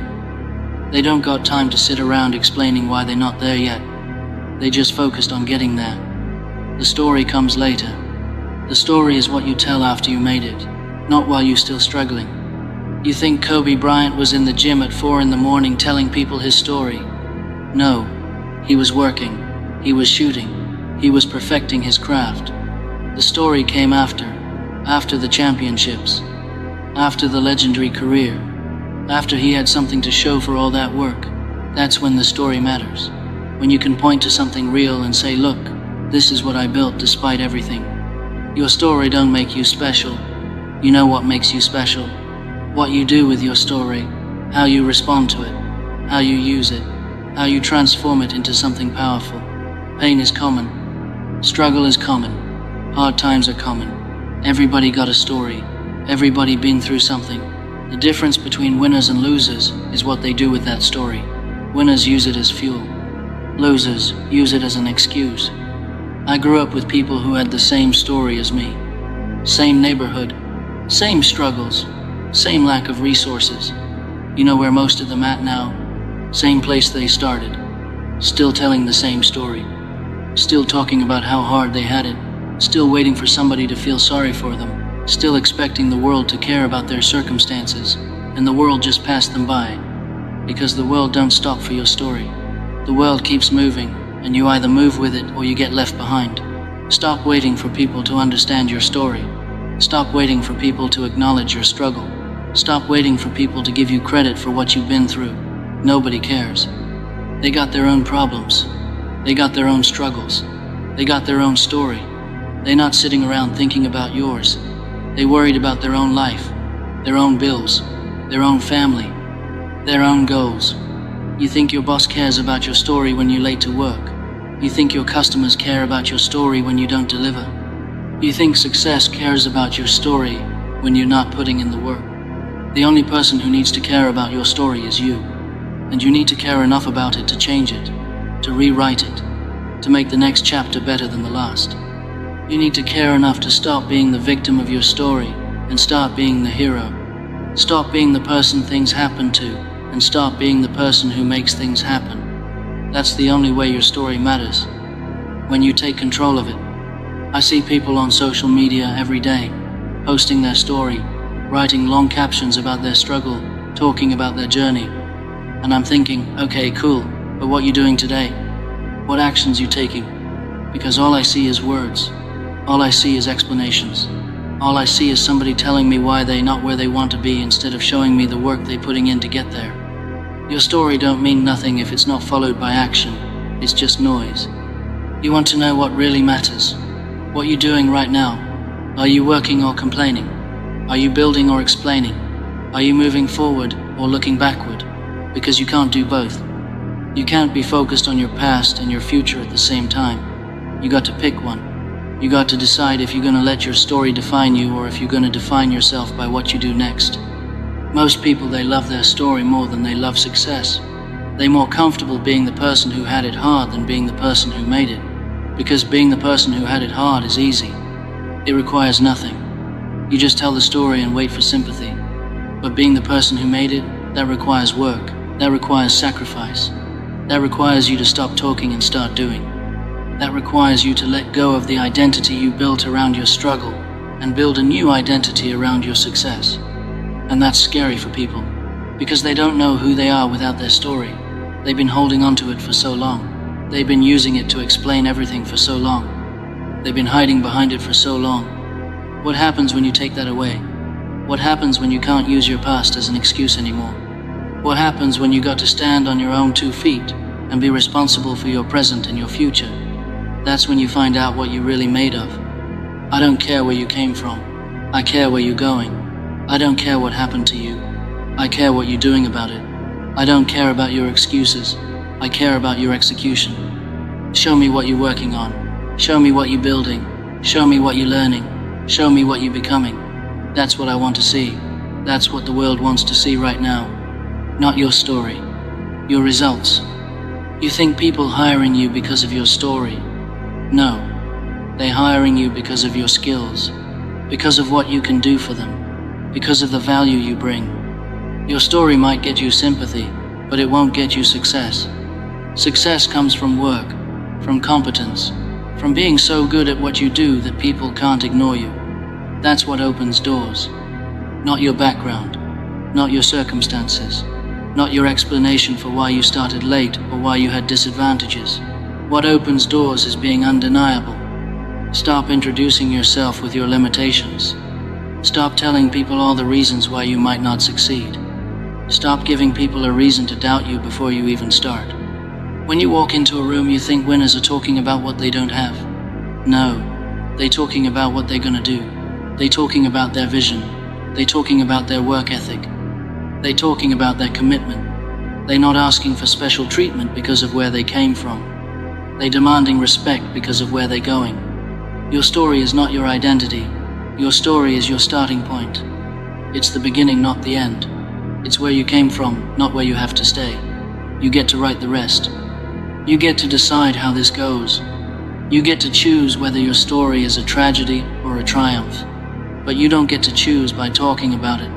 You choose by what you do, every single day. With every decision, with every action, that's how you write your story. I was nothing, man. I came from nothing. I had every excuse in the book. I could sit here right now and tell you my story, and you'd probably feel bad for me. You'd probably think, wow, you really had it rough. But I don't want your sympathy. I never wanted your sympathy. What I wanted was success. And I knew the only way to get it was to stop talking about where I came from and start working on where I was going. I knew my story didn't matter. My work mattered. My dedication mattered. My refusal to quit mattered. That's it. When you stop hiding behind your story, you become dangerous. Because now you got nothing to lose. Now you can't use your past as a crutch. Now you got to be real with yourself about what you're doing today. Are you really working as hard as you say you are? Are you really committed? Are you really willing to do what it takes? Or are you just comfortable playing the role of somebody who had it hard? Because that role is safe. That role gets you attention. That role lets you avoid the real work. The real work is uncomfortable. The real work is waking up at 5 in the morning when your body wants to sleep. The real work is studying when your friends are out having fun. The real work is training when you're tired. The real work is building your skills when nobody believes in you yet. The real work is showing up every single day, even when you don't see results yet. That's the real work. And your story don't help you do any of that. Only you can do that. People ask me all the time how I stay motivated, how I keep going, how I don't quit, and I tell them it's simple. I remember that nobody cares about my story. Nobody's coming to save me. Nobody's gonna do the work for me. Nobody's gonna give me success because I had it hard. If I want something, I got to go get it. If I want to change my life, I got to change my actions. If I want a different result, I got to put in different work. That's what keeps me going. Not my story, my hunger. You got two choices right now. You can keep telling your story and stay where you at, or you can shut up and start working and see where that takes you. You can keep explaining why you're not there yet, or you can start building toward getting there. You can keep looking for people to understand you, or you can start focusing on people respecting what you accomplish. It's your choice, but you got to make it, because time is passing, days are going by, and every day you spend talking about yesterday is a day you're not working on tomorrow. Your story is a gift if you use it right. It's a weapon if you let it become your identity. Use it to fuel you, not define you. Use it to push you, not limit you. Use it to remind you where you never want to be again. Use it to show you how far you've come. But don't use it to explain why you're not moving forward. Don't use it to justify staying comfortable. Don't use it to ask for special treatment. The world gives nothing for free. You want something, you got to earn it. See, the problem with most people is they want credit for their struggle without results from their effort. They want you to respect how hard they had it, but they don't want to do the hard work to get out of it. They want acknowledgement for their pain, but they don't want to do what it takes to heal from it. They want everyone to know their story, but they don't want to change their story. That's not how this works. You don't get points for suffering. You get points for overcoming. You don't get respect for struggling. You get respect for winning despite the struggle. I meet people who've been talking about the same problems for 5 years. Same story, same complaints, same excuses. And I'm thinking, how are you still here? How have you not figured this out yet? How have you not gotten tired of your own story? But they're comfortable with it. They know that story. They practice that story. They perfected that story. What they haven't done is worked on changing that story. What they haven't done is put in the hours to write a new chapter. What they haven't done is commit to being somebody different. I see people with amazing stories who never do nothing with them. They got this incredible journey that could inspire millions, but they stuck telling it to the same 5 people. They could turn that pain into purpose, but they rather get sympathy than success. They could show the world what's possible when you refuse to quit, but they rather show the world why they have an excuse to quit. What a waste. What a waste of potential. What a waste of all that strength you built going through what you went through. If you've been through hell, you're supposed to come out the other side stronger. You're supposed to come out with a story that matters because you did something with it. You climbed out of the pit. You built something from nothing. You turned your pain into power. That's a story worth telling. But you can't tell that story until you live it. You can't inspire people with what you went through if you're still stuck in what you went through. You got to get out first. You got to win first. You got to succeed first. Then your story has power. Then your story has meaning. Then your story can change lives. But right now, while you're still struggling, your story just an excuse. Right now, while you're still at the bottom, your story just an explanation. Right now, while you're still not where you want to be, your story just noise. Work in silence. Grind in private. Build when nobody watching. Let your results speak for you. Let your success tell your story. Let your accomplishments show people what you overcame. That's when your story matters. When it's attached to something real. When it's backed up by action. When it's proof of what's possible. Nobody cares about potential. Nobody cares about what you could be, or what you might become, or what you would do if things were different. They care about what you are right now. What you're doing right now. What you built right now. Potential is just a nice word for nothing yet. It's a nice way of saying you're not there. Well, stop being potential and start being actual. Stop being maybe and start being definitely. Stop being someday and start being today. Your story's supposed to make you humble, not helpless. It's supposed to keep you grounded, not keep you down. It's supposed to remind you where you came from, so you appreciate where you're going. Not so you stay where you came from. Use your story as a reference point, not a residence. Visit it, but don't live there. Learn from it, but don't dwell in it. Respect it, but don't worship it. Because your past is not your prison, unless you make it one. The strongest people I know had the hardest stories, but you wouldn't know it by talking to them. Because they don't lead with their pain, they lead with their purpose. They don't tell you what happened to them. They show you what they built despite what happened to them. They don't ask for your pity. They demand your respect. They don't want you to feel sorry for them. They want you to be inspired by them. That's the difference. That's what separates people who use their story as a crutch from people who use their story as fuel. You want respect? Earn it. You want success? Build it. You want people to care? Give them something to care about. Your story alone ain't enough. Your struggle alone ain't enough. Your pain alone ain't enough. What you do with all that is what counts. How you respond is what matters.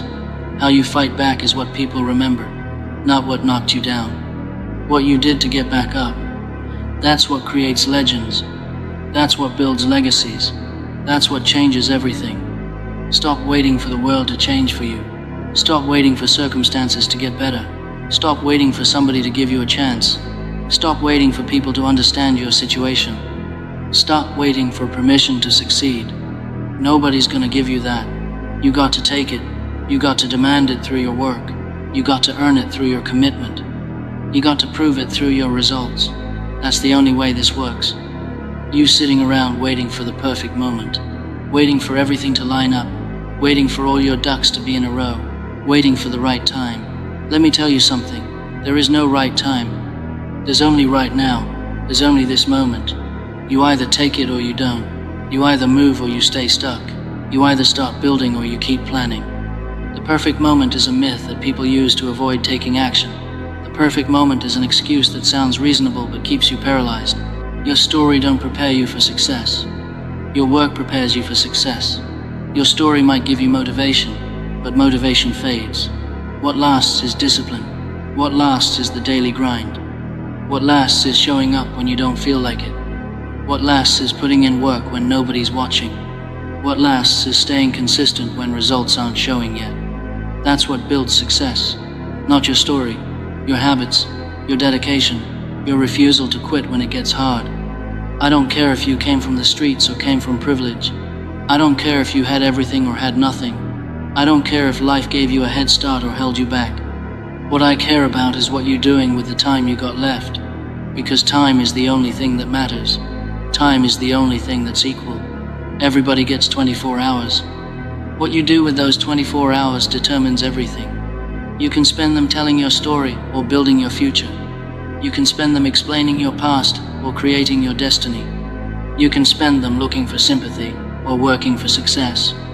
Most people waste their time. They waste it on things that don't matter. They waste it being comfortable. They waste it avoiding the hard work. They waste it making excuses. They waste it telling their story to anybody who will listen. And then they wonder why nothing changes. They wonder why they're still in the same place year after year. They wonder why other people are passing them by. It's because those other people are working while you're talking. Those other people are building while you're explaining. Those other people are focused on tomorrow while you're stuck in yesterday. You got people out here who spent more time crafting their victim story than they spent working on their success story. They know every detail of what went wrong, but they don't know what they need to do to make it right. They can tell you about every person who hurt them, but they can't tell you about the skills they're building. They can explain every reason why they're not where they want to be, but they can't explain what they're doing today to change that. That's backwards. That's why they're stuck. Winners think different. Winners don't waste energy on the past. They don't waste time explaining themselves. They don't waste breath making excuses. They know every minute spent on that is a minute not spent on building. Every conversation about their struggle is a conversation they could have spent networking. Every post about their pain is a post they could have spent showcasing their progress. They understand that energy is limited and they're not going to waste it on things that don't move them forward. Your story is heavy if you carry it wrong. It weighs you down. It slows you up. It makes every step harder. But if you carry it right, it makes you stronger. It builds your character. It teaches you lessons. It shows you what you're capable of. The same story can be a burden or a blessing. It depends on how you hold it. It depends on what you do with it. It depends on whether you let it control you or you control it. And here's the truth most people don't want to hear. Your story isn't even that unique. You think you're the only one who had it hard? You think you're the only one who struggled? You think you're the only one who faced obstacles? Millions of people got stories just like yours. Some even worse. But some of those people are winning right now. Some of those people are successful right now. Some of those people moved past their story and built something incredible. What makes you different from them? Nothing except what you choose to do with your time. Take control of your narrative. Stop being a victim of your story and start being the author of it. You get to decide what happens next. You get to decide if this is a comeback story or a cautionary tale. You get to decide if you're the hero or the victim. You get to decide if you're going to let your past define you or if you're going to define yourself by what you do from this point forward. That power is yours. But you got to claim it. You got to own it. You got to live it. Every day is a new page. Every morning is a fresh start. Every moment is a chance to change direction. You're not stuck. You're just comfortable with where you're at. You're not trapped. You're just scared of what it takes to get out. You're not limited by your story. You're limited by what you believe about your story. And if you believe your story means you can't succeed, then you won't. If you believe your story means you got an excuse, then you'll use it. But if you believe your story means you got something to prove, then you'll prove it. I'm telling you right now, nobody cares about your story. But they will care about what you become. They will care about what you build. They will care about what you achieve. So stop trying to get people to care about where you came from and start making them care about where you're going. Stop trying to get sympathy and start demanding respect. Stop trying to explain yourself and start proving yourself. That's the only way this works. That's the only way you win. I need you to hear this. I need you to really hear it. Nothing grows fast. Not the things that last. Not the things that matter. Not the things worth having. The tree you're sitting under right now, that thing took 40 years to become what it is. You didn't plant it. You didn't water it. You didn't watch it grow. You just showed up and enjoyed the shade. That's how it works. Somebody put in decades of invisible, thankless work, and then one day, somebody else got to benefit from it. That's the deal. That's always been the deal. The question is whether you're going to be the person who plants the tree or the person who keeps looking for a tree that's already grown. You want it now. I get it. We all want it now. But wanting it now doesn't change the laws of how things work. You can want the harvest all you like. You still have to plant the seed. You still have to water the ground. You still have to wait through the whole season, sometimes multiple seasons before anything comes up. And while you're waiting, the ground looks empty. While you're waiting, it looks like nothing is happening. But something is happening. It's happening underground, where you can't see it, where nobody can see it, where there's no applause and no validation and no proof that any of it is working. That's where the real growth lives. That's where everything real starts. This is the conversation nobody wants to have, because it doesn't feel good to hear. It doesn't go viral. It doesn't get a million likes, but it is the truth. The most important truth there is about building anything real with your life. Nothing happens fast. It takes time. And if you can't make peace with that, if you can't learn to keep going when there's nothing to show for it, yet you are going to quit right before everything you've been building finally breaks through the surface. Every single person who has ever built something real, something that lasted, something worth talking about, every single one of them went through a period where it looked like nothing was happening. A long period, not a week, not a month, years, sometimes a decade, sometimes more. And during that time, the people around them were questioning them. The people who loved them were worried about them. And they themselves were having moments, private moments, in the dark, alone, where they weren't sure either, where they thought maybe everyone else was right. Maybe this isn't going to work. Maybe I've wasted all this time. You want to know something? That moment, that exact moment of doubt, that season of silence where nothing seems to be moving, that is not the sign that it's not working. That is the sign that you are in the middle of the process. That is the price. That is what it costs. Every person who ever came out the other side and built something extraordinary paid that price. Every single one. And the ones who didn't make it, the ones who gave up right before the breakthrough, they paid the same price. They put in the same years. They suffered through the same silence. They just didn't stay long enough to collect what they had earned. They quit in year 4 of a 5-year process. They stopped watering on the last season before the harvest. And they walked away convinced it wasn't going to happen, when in reality, they were 6 months from everything changing. Don't be that person. Do not be that person. I know what it feels like to work and work and work and see nothing come back. I know what it feels like to look around you and watch people who seem to be doing less, trying less, caring less, and somehow they're moving forward. Somehow things are happening for them. And you're standing there, grinding every day, and nothing is shifting. And it makes you angry, and it makes you want to stop. Because what's the point of doing all this if nothing is happening? What's the point of being disciplined if discipline isn't producing results you can see? The results are there. They're just not visible yet. Everything you've been doing every day, you chose to show up when you didn't feel like it. Every time you did the right thing when nobody was watching. Every skill you built. Every lesson you learned by failing. Every small step forward that felt like nothing at the time. All of it is accumulating. It's compounding. Like interest in a bank account you can't see yet. 1% better every day doesn't feel like anything for a long time. But after a year, you're 37% better. After 3 years, you are a fundamentally different person. After 5 years, people who haven't seen you in a while won't recognize what you've become. Not because of one dramatic thing you did. Because of 10,000 small things you kept doing when nobody was watching, and nothing was confirming you were on the right track. Let me tell you about the bamboo tree. Because this is maybe the most honest story about how growth actually works. You plant the seed. You water it, you fertilize it, you take care of the ground it's in, and for the first year nothing, not a sprout, not a hint. The ground looks exactly the same as the day you planted. Second year, same thing. You're watering dead-looking soil. People are walking past you asking why you're out here every day watering dirt. Third year, nothing. Fourth year, nothing. And you start to seriously question everything. You start to wonder if maybe the seed was bad. If maybe you've been doing it wrong. If maybe it's just not going to happen. Then in the 5th year, in 6 weeks, the bamboo tree grows 90 feet. 90 feet, 6 weeks. Was it growing the whole time? Of course it was. The entire time you were watering what looked like nothing. The root system was going deeper.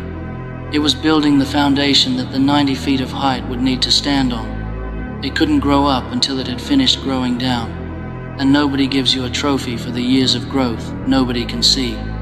Nobody cheers for the root system. Nobody congratulates you on how deep your foundation is going. But without those years of invisible work, the 90 feet isn't possible. The visible breakthrough only happens because of the invisible process. Every time. And here's what kills people. Here's what ends careers before they begin. What destroys potential before it can become something real. In year 2, sometimes even year 1, people stop watering the bamboo. They stop because the soil still looks the same, because there's no evidence that anything is working, because they can't feel the roots going deeper, and because they've been told their whole lives that results are supposed to be visible and fast and confirmable. We live in a world now where you can watch a video get 1 million views in 48 hours. You can see a business go from 0 to $1 billion in 3 years. You see these things and your brain starts to believe that's how growth works. That speed is normal. That if things aren't moving visibly and fast, something must be wrong. But those stories, those overnight explosions, they are the exception.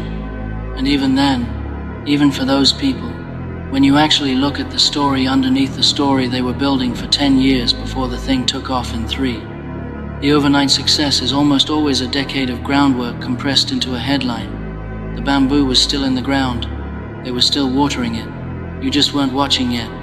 The hardest part of any real goal isn't starting. Everybody can start. You can start anything. Starting feels good. Starting has energy and excitement and possibility around it.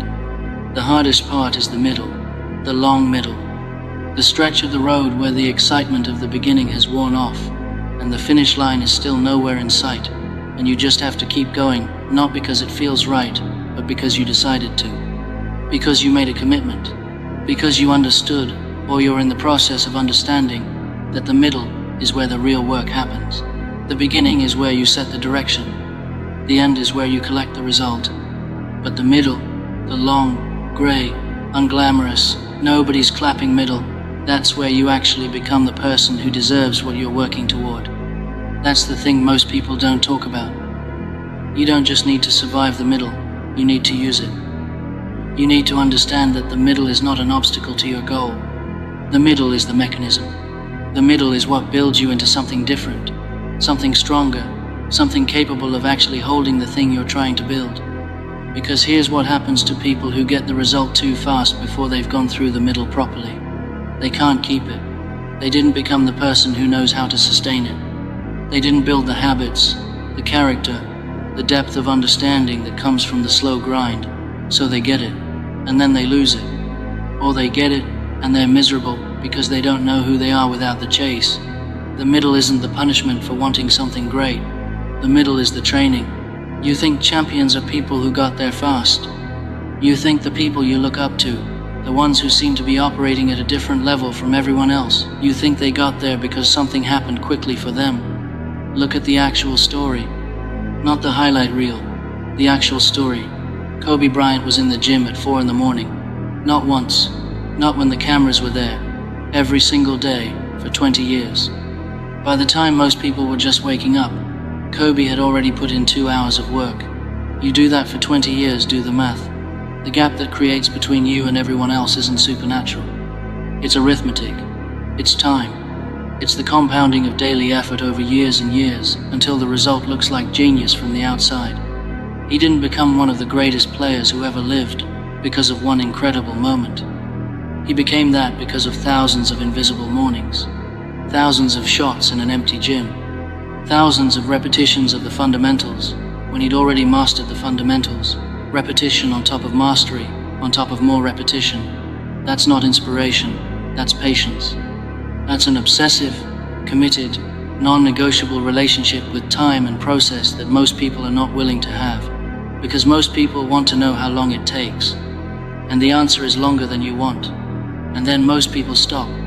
I'm going to say something that is going to be uncomfortable, because the comfortable version of this conversation isn't going to help you. The comfortable version is, keep going. It'll happen. Believe in yourself. Your time is coming. And that's true. But it's not complete. The complete version is this. Most people who don't get what they want don't fail because they lack talent. They don't fail because the opportunity wasn't there. They fail because they couldn't tolerate the time it takes. They couldn't sit in the uncertainty long enough. They couldn't keep showing up when there was no proof that showing up was working. And so they stopped.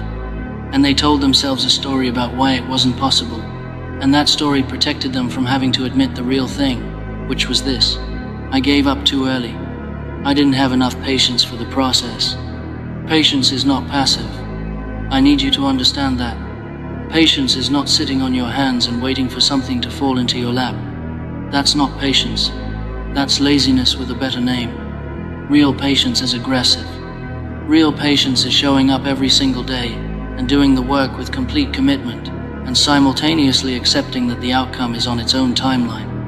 Real patience is trusting the process when the process gives you nothing back. Real patience is the hardest thing there is. It is far harder than working hard. Plenty of people can work hard for a month. Far fewer can work hard for 3 years while nothing visible happens and the people around them are questioning their choices and the voice inside their head is wondering if they've made a massive mistake. That's the real test. Not whether you can grind, whether you can grind in silence, whether you can do the work without the reward, whether you can water the bamboo when the ground still looks like dirt, whether you can stay the course when every signal in your environment is telling you to quit, to pivot, to try something else, to be realistic, to grow up, to give up. Can you do that? Can you really do that? Because if you can genuinely commit to staying in the process long enough for the process to work, there is almost nothing that can stop you. Not talent, not connections, not money, not luck. Time and consistency in the hands of a person who refuses to quit are the most powerful forces in the world. They are not glamorous, they are not exciting, but they work. They always work. They have never not worked. Here's something that will change the way you think about all of this. The goal isn't the destination. I know you've heard that before. I know it sounds like something you'd see on a poster. But sit with it for a second and think about what it actually means. If the goal is the destination, then every single day you spend in the middle, every day you haven't arrived yet, is a bad day, is a failure. is a reminder of how far you still are from where you want to be, and that is a brutal way to live. That is a way of living that will break you. That will make the middle unbearable. That will guarantee you quit before you get there. But if you understand that the goal is the person you're becoming, if you understand that what you're really after is the version of yourself that exists on the other side of all this work, the character that gets forged in the fire of the long process, then every day in the middle is progress. Every single day you show up as a win. Every day you did the thing you said you were going to do, regardless of whether anything visible happened, is a day that shaped you into the person who eventually gets the outcome. The process is the point. The work is the reward. Not just the result of the work itself. I know someone who spent 7 years building a business that nobody around him believed in. 7 years. He was working a regular job during the day, building his own thing at night and on weekends. For 7 years, he had nothing to show externally.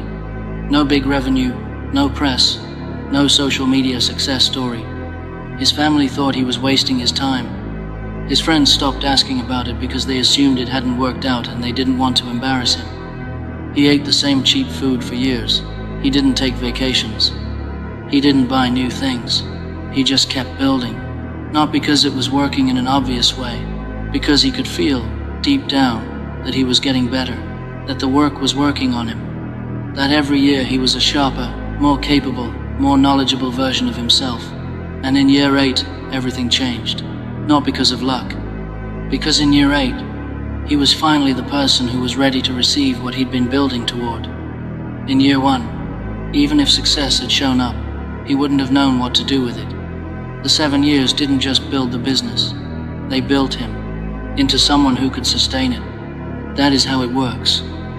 That is always how it works. Stop comparing your chapter 3 to someone else's chapter 20. This is one of the most destructive things you can do to your own progress. You see someone who is already where you want to be. You see the result of their years, their skill, their success, their ease, the way they move through their craft, like it's effortless, and you compare that to where you are right now. In the beginning, when everything is hard and slow, and you're still making the mistakes they made 15 years ago, and you feel behind, you feel like you're failing. You feel like maybe you don't have what it takes. But you're not reading the same chapter. You're not even reading the same book. Their story started before yours. The page you're on right now, they were on that page years ago, and they felt exactly the way you feel. Exactly.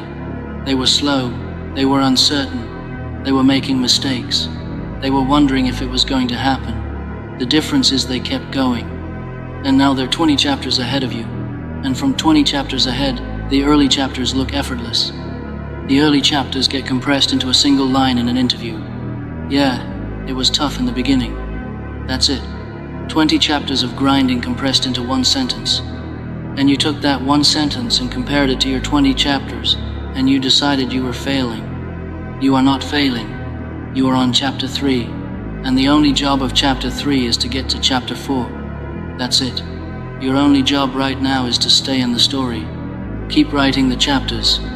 Keep doing the work of this particular season you're in. Because the person you become by the time you get to chapter 20, that person is completely unrecognizable from where you are right now. Unrecognizable. And that's not discouraging. That's extraordinary. You get to become something completely different from what you are today. But only if you stay in the story long enough for the transformation to happen. Comparison is a thief. It steals your presence. It takes you out of the work of your own chapter and puts you in the misery of someone else's highlight reel. Every second you spend looking sideways at someone else's progress is a second you're not pouring into your own. Close the tab. Put the phone down. Get back to your lane. Get back to your chapter. Run your own race. And I'll tell you something else about comparison that nobody talks about. The people you're comparing yourself to, the ones who seem to have it all figured out, the ones whose progress looks clean and linear and fast, they are comparing themselves to someone else too. They are looking at somebody ahead of them and feeling exactly what you feel when you look at them. Everybody is someone else's chapter 20, and everybody is struggling through their own middle chapter at the same time. The person 3 levels above you is grinding just as hard as you are. The person 10 levels above them is doing the same. It never stops. The climb never gets easy. You just get better at climbing. And you only get better at climbing, by staying in the mountain. By not coming down just because the altitude is uncomfortable and the summit isn't visible yet. The people who make it, the ones who actually get to the places they were trying to reach, they share one thing more than anything else, more than talent, more than intelligence, more than connections or luck or perfect timing. They share the ability to stay committed to their process without needing constant external proof that the process is working. They learn to trust the invisible. They learn to be okay in the in-between. They learn that the gap between planting and harvesting is not empty. It is full. It is the fullest part. And they stopped treating it like a waiting room and started treating it like a workshop, because that's what it is. The time before the result is not dead time. It is build time. And the people who use it that way come out the other side with something that people who rushed can never have. They come out built for what they're walking into, stable enough to hold it, strong enough to sustain it, deep enough to keep growing once they arrive. There is something that happens to a person after they've been in the process long enough. Something shifts, something that's hard to put into words, but you will recognize it when it happens to you. It's the point where the work stops feeling like something you have to do and starts feeling like something you are, where the discipline stops being a fight against yourself and becomes your nature, where you don't decide to show up anymore, you just show up, because that's who you are now, because you've been showing up for long enough that it has fused into your identity. That point doesn't come fast. You cannot rush it.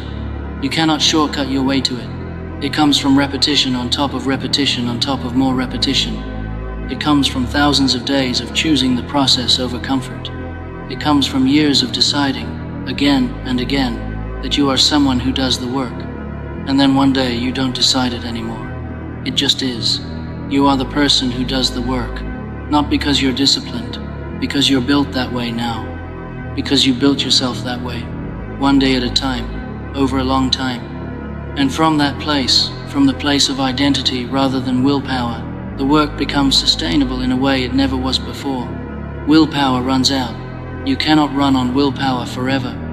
Willpower is a resource that depletes. It runs out at the end of a hard day.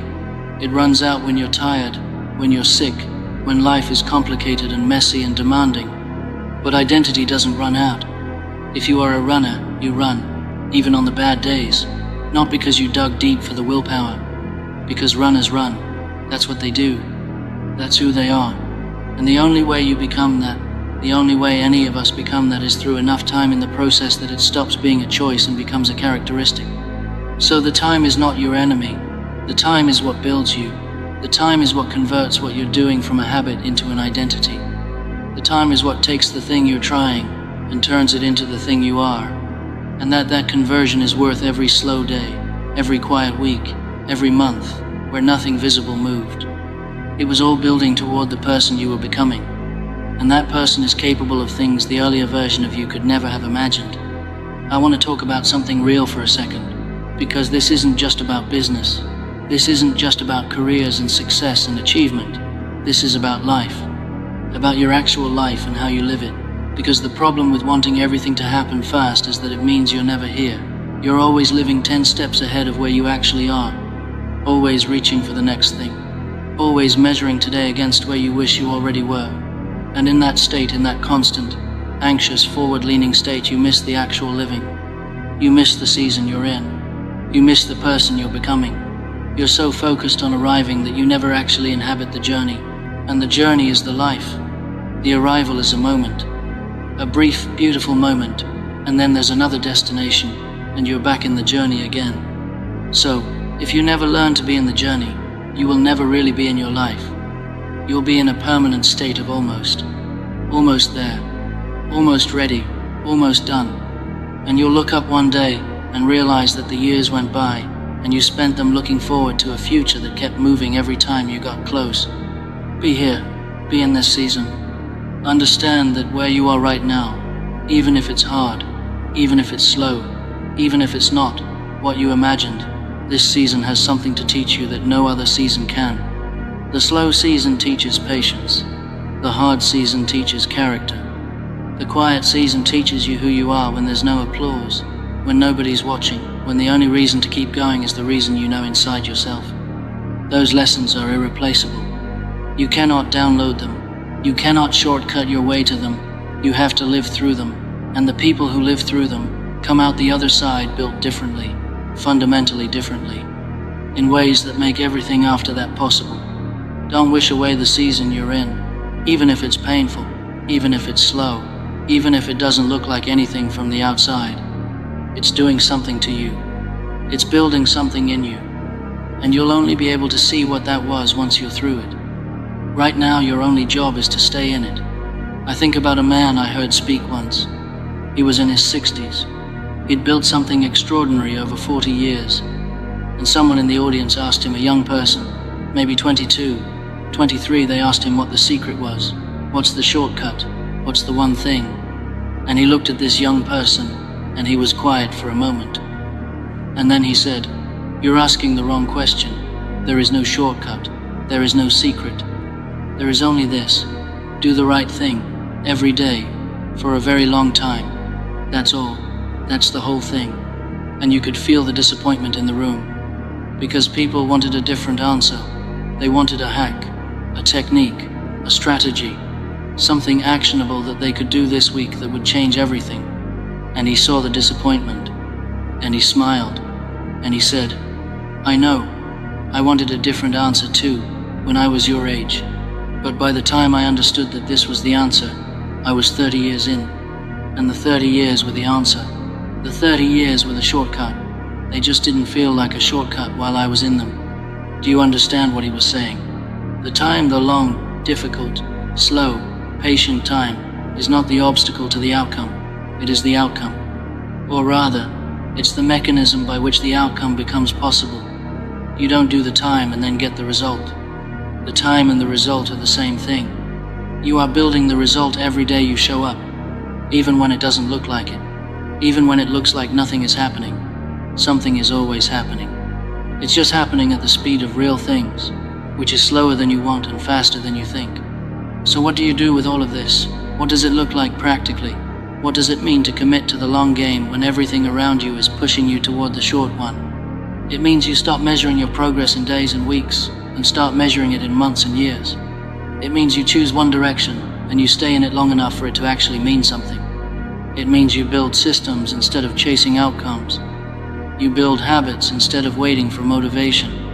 You do the boring, repetitive, foundational work every single day because you understand that the boring work is where the real transformation happens, not in the exciting moments. In the unremarkable, daily, nobody's watching moments where you chose to do the right thing again. It means you make peace with slow progress. You decide, deliberately, that slow progress is still progress, that one step forward is still forward, that showing up and doing 70% of what you wanted to do today is infinitely better than not showing up at all. You get rid of the all or nothing thinking that has been sabotaging you, the thinking that says if I can't do it perfectly, I won't do it at all. Because perfect is a fantasy, and all or nothing almost always ends in nothing. Progress is progress, compound it. Stack the days. Trust the math. It means you stop quitting when you don't see results and start looking at whether you're still in the process. Not whether the process has produced the result yet, but whether you're still in it. Are you still showing up? Are you still doing the work? Are you still moving in the right direction? If yes, you're winning. Even if it doesn't feel like it, even if nobody can see it yet. Even if you've been in it for 2 years and the bamboo is still underground, you're winning, because the only way to lose is to stop. It also means you change the way you talk to yourself about where you are, because the language you use about your own situation, the story you tell yourself about your progress and your pace and your timeline, that language shapes your reality more than you know. If you tell yourself every day that you're behind, you'll feel behind. You'll move like someone who's behind. You'll make decisions from the panic of someone who thinks they're running out of time. But if you tell yourself every day that you're exactly where you need to be, doing the work of this season, building what this chapter of your life is meant to build, you'll move differently. You'll be patient in a way that looks like confidence. You'll make decisions from a place of groundedness instead of fear, and the people around you will feel that. The work you do will reflect that. Because you can't build something lasting from a place of panic. You can only build something lasting from a place of deep, committed, unhurried purpose. So change the story, not by lying to yourself, not by pretending everything is fine when it isn't, but by choosing to believe that the timeline your life is on is the right one, that the pace at which your growth is happening is exactly the pace it needs to happen, that there is no late, there is only now, and now is enough. Now is the seed going into the ground, now is the water, now is the root growing deeper in the dark. And one day, one ordinary day that you almost didn't show up for, the ground is going to break open, and everything that was invisible is going to become impossible to ignore. And that day is coming. It is always coming, as long as you don't stop. There's a kind of faith required for the long game. Not religious faith necessarily, though that works too, but faith in the process. Faith that the work is working, even when you can't see the evidence. Faith that the seeds you're planting are doing what seeds do underground, where you can't see them. Faith that the version of you on the other side of this long road is worth becoming. That the destination you're moving toward is real, even though right now it's invisible. And I won't lie to you, that faith is hard. There are days when it's almost impossible to hold on to. Days when the silence is so loud and the progress is so invisible, and the sacrifices feel so large that you genuinely don't know if you should keep going. Days when you sit there and you really, truly, deeply wonder whether any of this is going to amount to anything. Days when you're alone with the work and the work doesn't feel like enough and you don't feel like enough and everything you're doing feels small and pointless and like maybe you picked the wrong thing or you're the wrong person or the timing is wrong or the universe has simply decided that this isn't for you. I know those days. Everybody who has ever committed to something real knows those days. And here is the only honest thing to say about them. They pass. They always pass. And on the other side of them, if you stayed in it, if you got up the next morning and did the work anyway, you'll find something you didn't have before, a quiet kind of strength, a deeper certainty, a bone-level knowing that says I stayed. Even on that day, I stayed, and that knowing compounds just like everything else.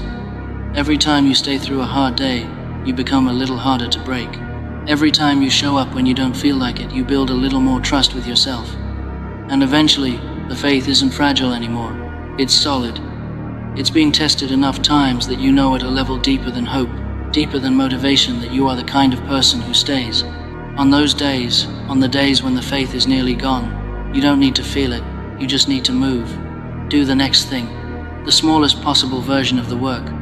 Don't try to feel inspired. Don't try to believe the whole vision right now.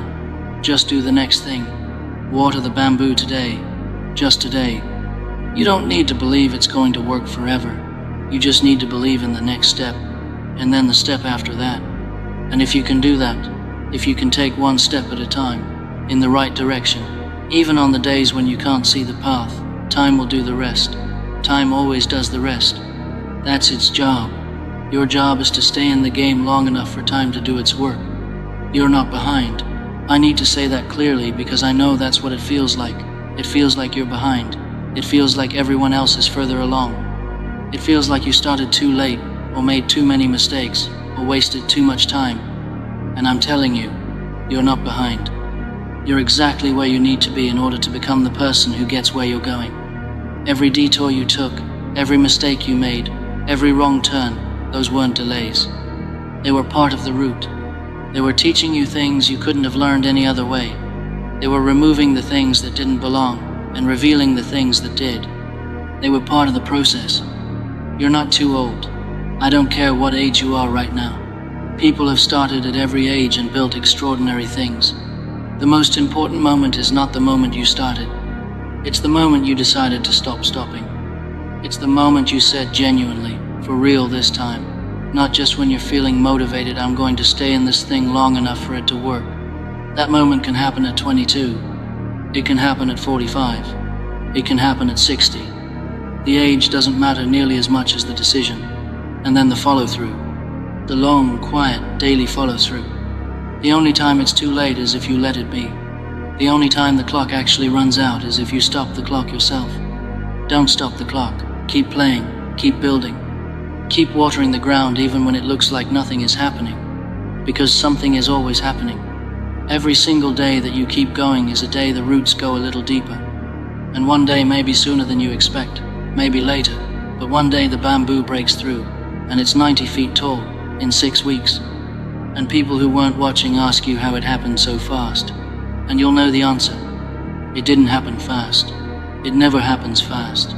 It took years of invisible work and daily commitment and faith in a process that didn't show its hand until it was ready.